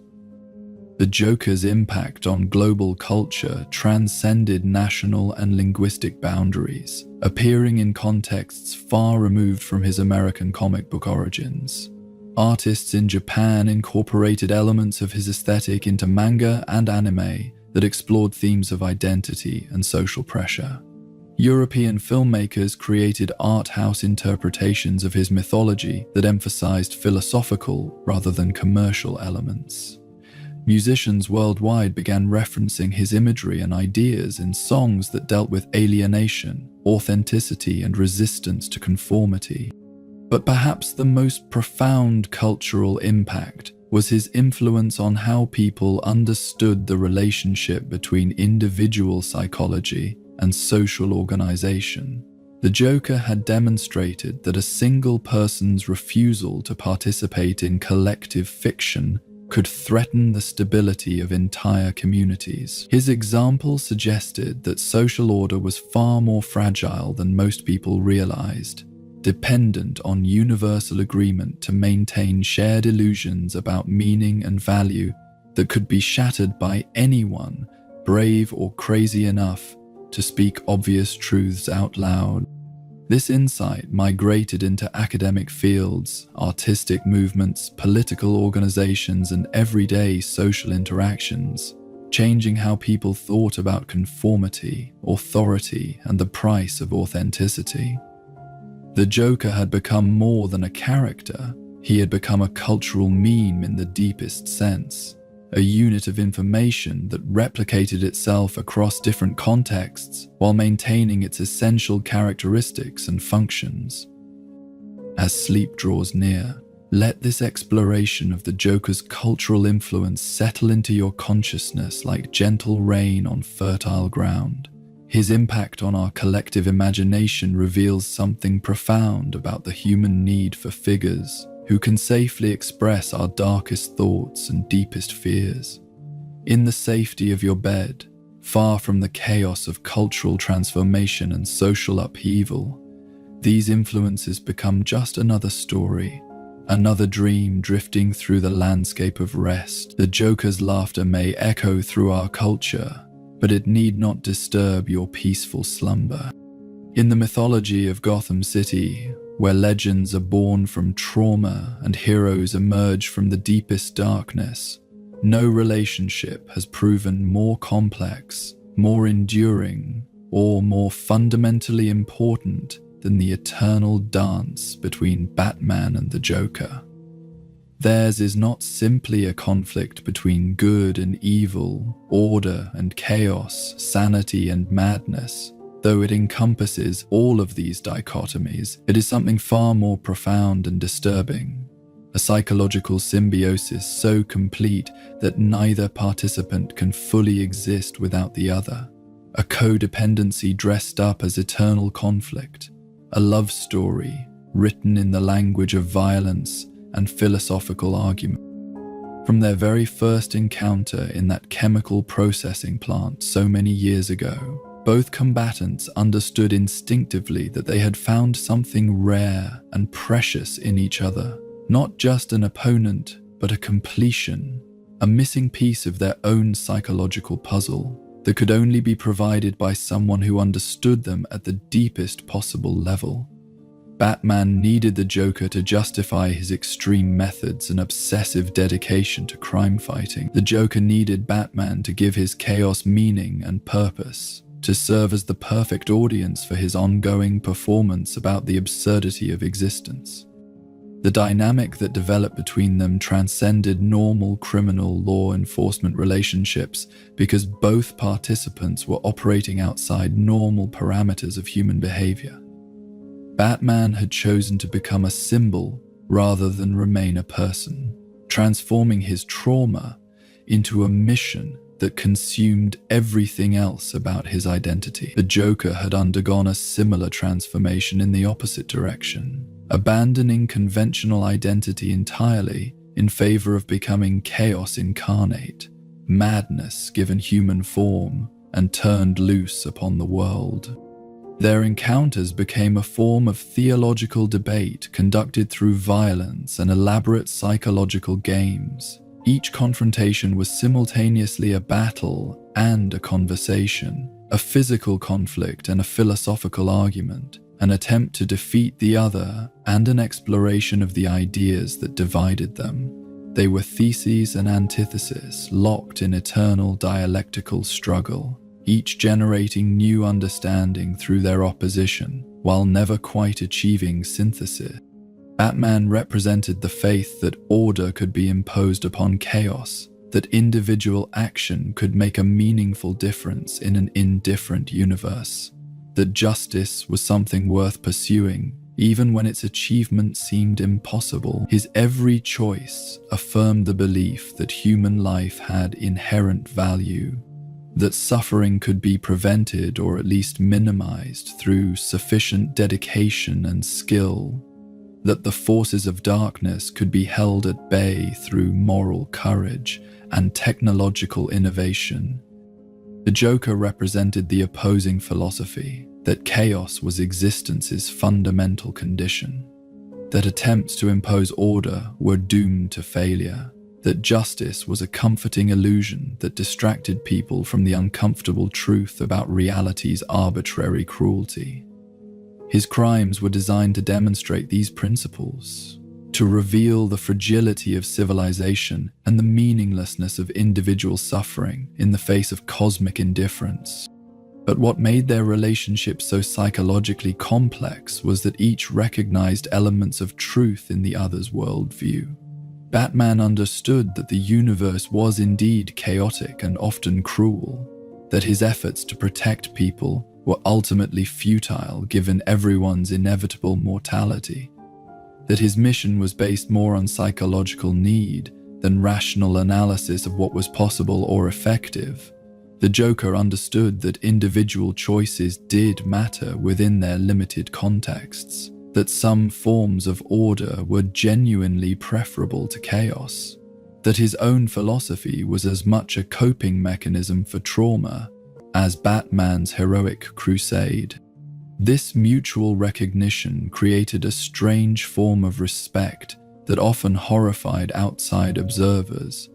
They were enemies who understood each other better than anyone else in their lives, opponents who shared insights about existence that they could discuss with no one else, adversaries who had become so psychologically intimate that their conflict resembled a marriage more than a war. Each knew the other's weaknesses and strengths with encyclopedic precision, could predict responses and counter-responses with uncanny accuracy, had developed shared references and private jokes that excluded everyone else from their relationship. The Joker's refusal to learn Batman's secret identity represented one of the most significant aspects of their dynamic. He had numerous opportunities to discover who Batman really was beneath the cowl, possessed the investigative resources and analytical skills necessary to penetrate any disguise, but consistently chose not to pursue this knowledge. The reason wasn't lack of curiosity, but understanding that learning Batman's civilian identity would fundamentally alter their relationship in ways that might destroy what made it valuable to both of them. "I don't want to know who you are under that mask," the Joker explained during one of their rare moments of direct conversation rather than violent confrontation. "If I knew your real name, your day job, your social security number, all the boring details that make you just another person instead of the magnificent symbol you've become, it would ruin everything.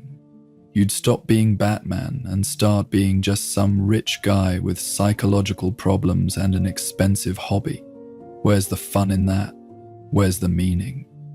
Where's the poetry? No, my dear Dark Knight, I much prefer you as myth than as man." This deliberate maintenance of mystery served both their psychological needs. Batman could continue to function as a symbol of justice and order without having his civilian identity compromised by someone who understood his psychology better than he understood it himself. The Joker could maintain his relationship with an archetypal opponent rather than a specific individual, preserving the philosophical purity of their conflict without contaminating it with personal details that might generate sympathy or humanization. Batman's consistent refusal to kill the Joker, despite having numerous opportunities and justifications for doing so, revealed another layer of their psychological interdependence. The decision wasn't based on practical considerations. Keeping the Joker alive certainly wasn't the most effective way to protect innocent people from his crimes, nor was it based on religious or legal principles, since Batman operated outside normal legal constraints in every other aspect of his crime-fighting activities. Instead, Batman's restraint reflected his understanding that killing the Joker would be tantamount to philosophical surrender, an admission that the Joker's worldview was correct and that order could only be maintained through the same arbitrary violence that chaos employed. By sparing his enemy's life repeatedly, Batman was making a statement about the nature of justice and human worth that the Joker found both admirable and infuriating. It suggested that even the most dangerous criminal retained some essential humanity, that redemption remained possible even for those who had committed unforgivable acts. But the restraint also revealed Batman's psychological dependence on their relationship. The Joker provided him with a perfect enemy, someone whose crimes were so clearly motivated by malice and chaos that stopping him required no moral ambiguity or ethical compromise. Fighting the Joker allowed Batman to be unquestionably heroic, in ways that confronting more complex criminals or social problems never could. Killing him would eliminate not just an enemy but a source of psychological validation and purpose. The Joker's parallel inability to permanently defeat Batman stemmed from similar psychological needs. Despite possessing the intelligence, resources, and ruthlessness necessary to destroy his opponent, he consistently held back from delivering finishing blows during their confrontations. His elaborate schemes always contained escape routes for Batman. His death traps invariably included solutions that someone of Batman's skills could discover. His psychological warfare never quite crossed the line into trauma so severe that it would incapacitate his opponent permanently.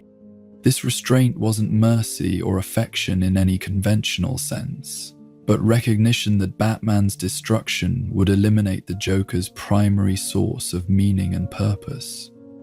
Without Batman to serve as audience for his philosophical demonstrations, witness to his insights about existence's absurdity, opponent in his ongoing argument about the nature of reality, the Joker would lose the framework that gave structure to his chaotic worldview. He needed Batman as much as Batman needed him, though neither could acknowledge this dependence directly.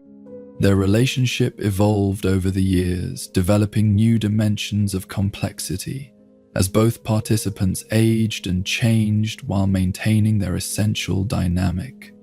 They became like an old married couple who had learned to read each other's moods and motivations with supernatural precision, who could communicate volumes through subtle gestures and inflections, who had shared so many experiences that they possessed a private language incomprehensible to outsiders. The introduction of other characters into their dynamic, Robin, Batgirl, other members of Batman's extended family, and the Joker's various accomplices and followers, served mainly to highlight the unique nature of their central relationship. These supporting figures provided context and contrast, showing how different both Batman and the Joker were when interacting with people who didn't understand them as completely as they understood each other. Robin's presence in particular represented a challenge to the philosophical balance between them. The young sidekick embodied hope, optimism, and the possibility of genuine heroic inspiration rather than trauma-driven compulsion. His existence suggested that Batman's mission might have positive rather than purely reactive motivations, that crime fighting could be about building something better rather than simply preventing something worse. The Joker's violent elimination of Jason Todd was therefore not just murder, but philosophical argument, an attempt to prove that innocence couldn't survive in their dark world, that hope was just another setup for cruelty's punchline.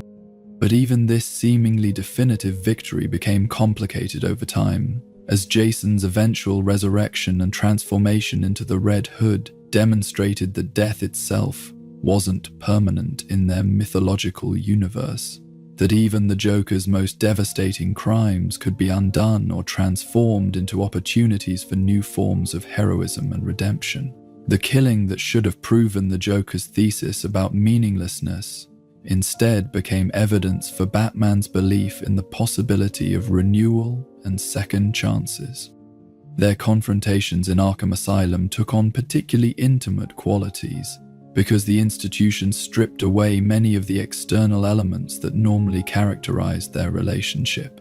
Without elaborate crime scenes or innocent bystanders, or the complexities of active investigation, their interactions became pure dialogue, unmediated conversation between two of the most psychologically complex individuals in Gotham's history. These sessions often felt more like therapy than interrogation, with both participants analyzing each other's motivations and methods with professional precision. The Joker's escape attempts from Arkham were therefore not just criminal acts, but statements about the nature of their relationship. Each breakout was designed to recreate the conditions under which they could interact as equals, to restore the balance of their dynamic that institutional confinement threatened to disrupt. He didn't escape from Arkham, he escaped to Batman, ensuring that their dance could continue under circumstances where both could function at full capacity. The philosophical argument at the heart of their relationship, whether existence had inherent meaning or was fundamentally absurd, remained unresolved after decades of conflict, because both positions contained elements of truth that neither could fully refute.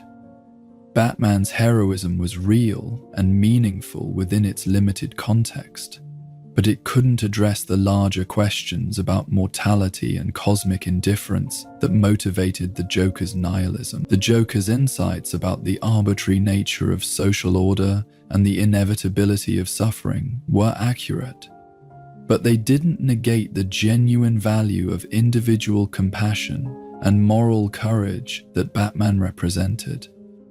Their eternal dance therefore became a form of living philosophy, an ongoing exploration of fundamental questions about human nature and cosmic purpose that neither could answer alone, but that their interaction kept perpetually alive. They were question and response, problem and solution, thesis and antithesis, generating new understanding through their conflict, while never achieving final resolution. In the deepest part of Gotham's nights, when the city slept uneasily, under the protection of its dark knight and the threat of its clown prince, their relationship represented something profound about the human condition itself. We all contain within ourselves both the capacity for order and chaos, meaning and meaninglessness, hope and despair. Batman and the Joker were not opposites, but complementary aspects of the same psychological reality, different responses to the fundamental challenge of existing consciously in an apparently unconscious universe. Their dance was eternal because the questions it explored were eternal. The conflicts it embodied were inherent to human existence itself. As long as people struggled to find meaning in seemingly meaningless circumstances, as long as individuals tried to impose order on chaotic experiences, as long as consciousness confronted its own mortality and limitation, there would be need for figures like Batman and the Joker to give form to these abstract struggles. In your dreams tonight, let their eternal dance become a gentle rhythm that carries you toward peaceful sleep. The questions they embody about meaning and chaos, order and absurdity, hope and despair need not keep you awake. They are ancient human concerns that have found expression in countless stories throughout history.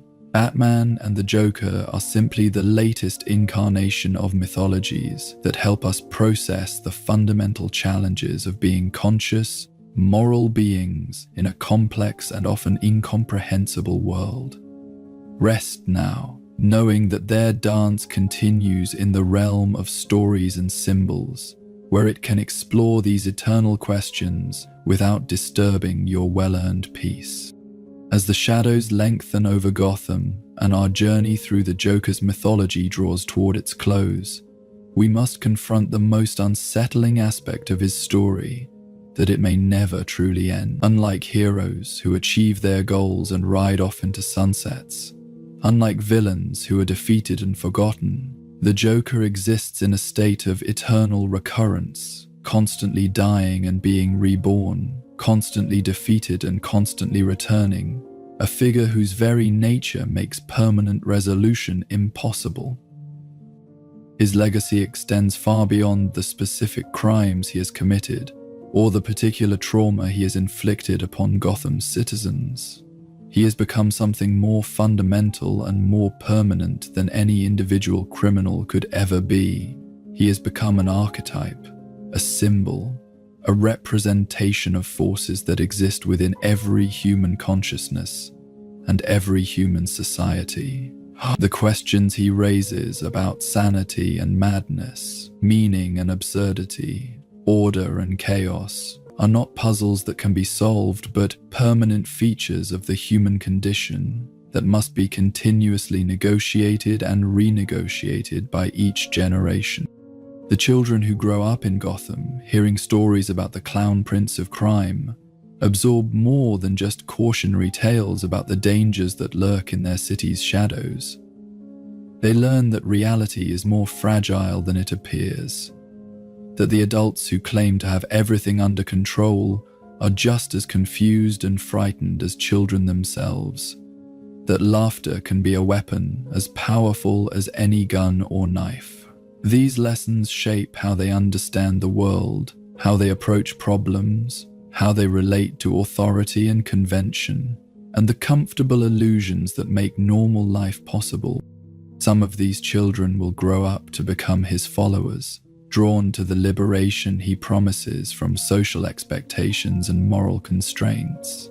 They will don purple suits and white makeup, commit crimes that are more performance art than traditional criminal activity, seek to continue his work of revealing the absurdity underlying civilized behavior, but their imitations will always fall short of the original, because they will be copying his methods without understanding the philosophical foundation that gives those methods meaning and power. Others will grow up to become his opponents, joining law enforcement or mental health professions, or simply becoming citizens who refuse to let his vision of chaos and meaninglessness triumph over their commitment to order and purpose. They will spend their careers trying to understand him, contain him, heal the damage he has caused, prevent future victims from falling under his influence. But they too will be shaped by their opposition to him, defined by their resistance to the worldview he represents, forever changed by their encounter with the questions he forces them to confront. The most profound aspect of his legacy lies in how he has changed the very nature of heroism in Gotham and beyond. Before the Joker, heroes could operate with relative moral clarity, distinguishing clearly between right and wrong, good and evil, justice and injustice. But his presence has introduced shades of grey that make such distinctions increasingly difficult to maintain. Heroes who encounter him are forced to confront the possibility that their missions might be futile, that their methods might be indistinguishable from those of their enemies, that their commitment to justice might be based more on psychological compulsion than rational ethical analysis. Batman, in particular, has been permanently transformed by their relationship. The Dark Knight who emerges from each encounter with the Joker is subtly different from the one who entered it, bearing new psychological scars, new doubts, new insights about the nature of his mission and the price it demands. The cumulative effect of these changes has been to create a hero who is both more effective and more damaged, more committed to his cause and more aware of its limitations, more certain of his methods and more troubled by their implications. The Joker's influence on Gotham's criminal underworld has been equally profound. Other villains have learned from his example that crime can be about more than money or power or revenge. It can be about philosophy, about art, about making statements that force society to examine its own assumptions and contradiction. The elaborate themed crimes, the theatrical presentations, the symbolic significance that characterizes so much of Gotham's criminal activity can be traced directly to innovations that the Joker introduced to the field. But perhaps most importantly, he has changed how Gotham's citizens understand the relationship between individual psychology and social organization. His demonstration that a single person's refusal to participate in collective fictions can threaten the stability of entire communities has made everyone more aware of how dependent social order is on universal agreement to maintain shared illusions about meaning and value. Citizens who might previously have taken institutions and authorities for granted now understand how fragile these structures really are, how easily they can be undermined by anyone with sufficient insight into their arbitrary nature. This awareness has created a city that is both more resilient and more neurotic, more capable of adapting to chaos and more anxious about the possibility of its arrival.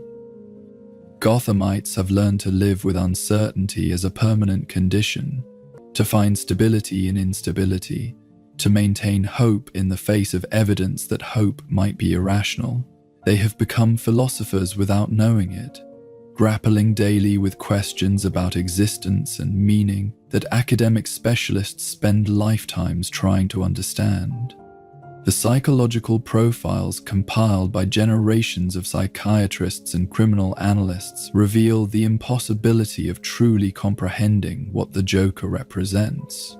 Each expert who studies him discovers new aspects of his condition, new layers of complexity, new contradictions that defy simple categorization. He exists in the spaces between established diagnostic categories, immune to conventional forms of analysis and treatment, constantly evolving to stay ahead of attempts to contain or cure him.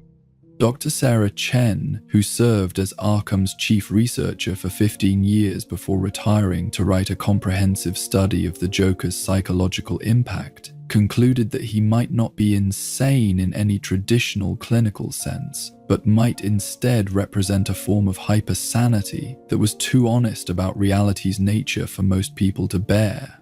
Her unpublished manuscript, The Sane Madman: Psychological Evolution in Extreme Environments, argued that the Joker's condition might be less pathological than adaptive, a response to environmental pressures that demanded new forms of consciousness capable of processing information that normal minds would find overwhelming. May be what we all become if we continue to evolve psychologically, Dr. Chen wrote in her final notes. A consciousness that has abandoned the comforting illusions that make normal social functioning possible, that has looked directly at the arbitrary nature of existence without blinking, that has found a way to function in full awareness of life's fundamental absurdity. If he's right about the nature of reality, then his madness may be the sanest possible response to insane circumstances.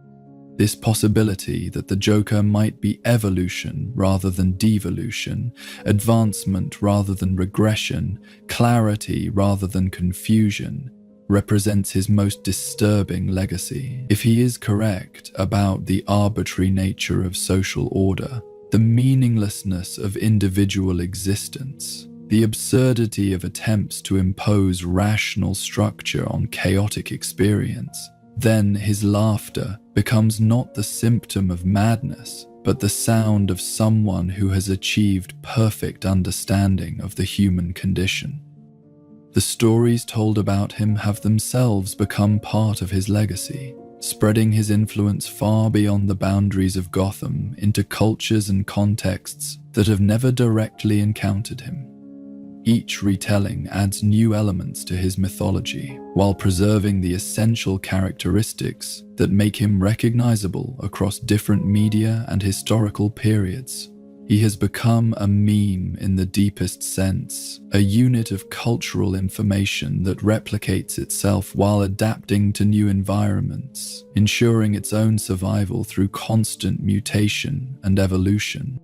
Children around the world now grow up with some version of his story, learning about the clown who fell into chemicals and emerged as chaos incarnate, who fought Batman through elaborate games that revealed uncomfortable truths about civilization and human nature.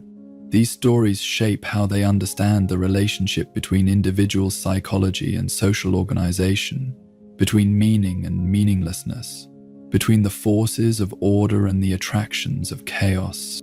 The Joker's aesthetic, the purple suit, the green hair, the white skin, the red lips stretched in a permanent grin, has become as recognizable as any religious or political symbol, instantly conveying complex ideas about madness, rebellion, and the rejection of social convention. Artists, activists, protesters, and revolutionaries have appropriated elements of his visual presentation to communicate their own messages about the need for change, the arbitrary nature of authority, the value of thinking outside established patterns.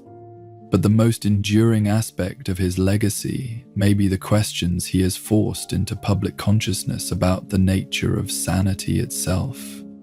Before the Joker, madness was generally understood as deviation from normal psychological functioning, a condition to be treated, cured, or at least managed through medical intervention. His example has introduced the possibility that madness might sometimes be superior insight, that mental illness might occasionally represent clarity rather than confusion.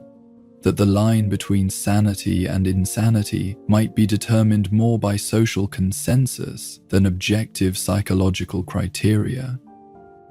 This shift in understanding has had profound implications for how society treats individuals whose behavior deviates from normal patterns. Mental health professionals report increased difficulty in distinguishing between pathological conditions that require treatment and alternative forms of consciousness that might be valid responses to unusual circumstances.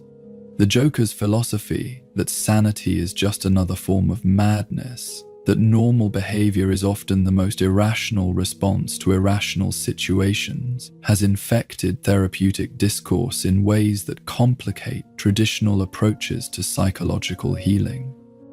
His influence on popular culture continues to evolve and expand, with each new generation discovering fresh aspects of his mythology that speak to their particular concerns and anxieties. The character serves as a cultural mirror, reflecting back whatever fears and desires are most prominent in the collective unconscious of his contemporary moment. During periods of social stability, he represents the threat of chaos that could undermine comfortable assumptions about progress and security. During times of upheaval, he embodies the possibility that destruction might be necessary for genuine renewal and growth. The academic study of his cultural impact has become a field unto itself, with scholars from disciplines ranging from psychology to philosophy to literary criticism finding in his character rich material for exploring fundamental questions about human nature and social organization. Conferences are held, journals published, careers built on analysis of what this fictional figure represents about real human concerns and experiences. But perhaps the most significant aspect of his legacy is how he has changed the nature of storytelling itself. Before the Joker, villains were generally motivated by comprehensible goals: money, power, revenge, love, ideology.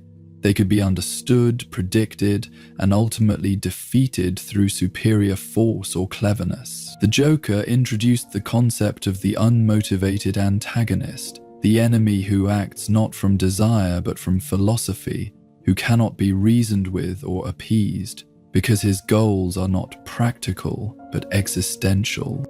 This innovation has influenced how stories are told across all media, creating new narrative possibilities while also new forms of horror and uncertainty. Audiences can no longer assume that villains will behave rationally, that conflicts will be resolved through conventional means, that good will triumph simply because it is good. The Joker's legacy has been to introduce genuine uncertainty into narrative structures that previously operated according to predictable moral framework. As our exploration of his story draws to a close, we must acknowledge that the Joker's greatest victory may be his survival. Of every attempt to contain, explain, or eliminate him, he exists now as a permanent feature of the cultural landscape, as eternal as the psychological and philosophical questions he embodies. Each generation will encounter him anew, find in his mythology fresh relevance to their contemporary concerns, discover in his laughter echoes of their own deepest fears and most forbidden thoughts. His legacy is not just the crimes he has committed or the trauma he has caused, but the questions he has raised about the nature of existence itself. What does it mean to be sane in an insane world? How do we find meaning in apparently meaningless circumstances? What is the difference between civilization and barbarism, between order and chaos, between comedy and tragedy? These questions have no final answers, which is why the Joker remains eternally relevant, eternally disturbing, eternally necessary as a figure who forces us to confront aspects of reality that we would prefer to ignore. In the end, his greatest joke may be that he has made philosophers of us all, turning every citizen into someone who must grapple with ultimate questions about existence and meaning. sanity and madness, the nature of reality and the price of consciousness. We are all his students now, whether we acknowledge it or not, all participants in his ongoing experiment in applied chaos theory, all subjects in his lifelong study of how human beings respond when forced to confront the possibility that everything they believe about the world might be wrong.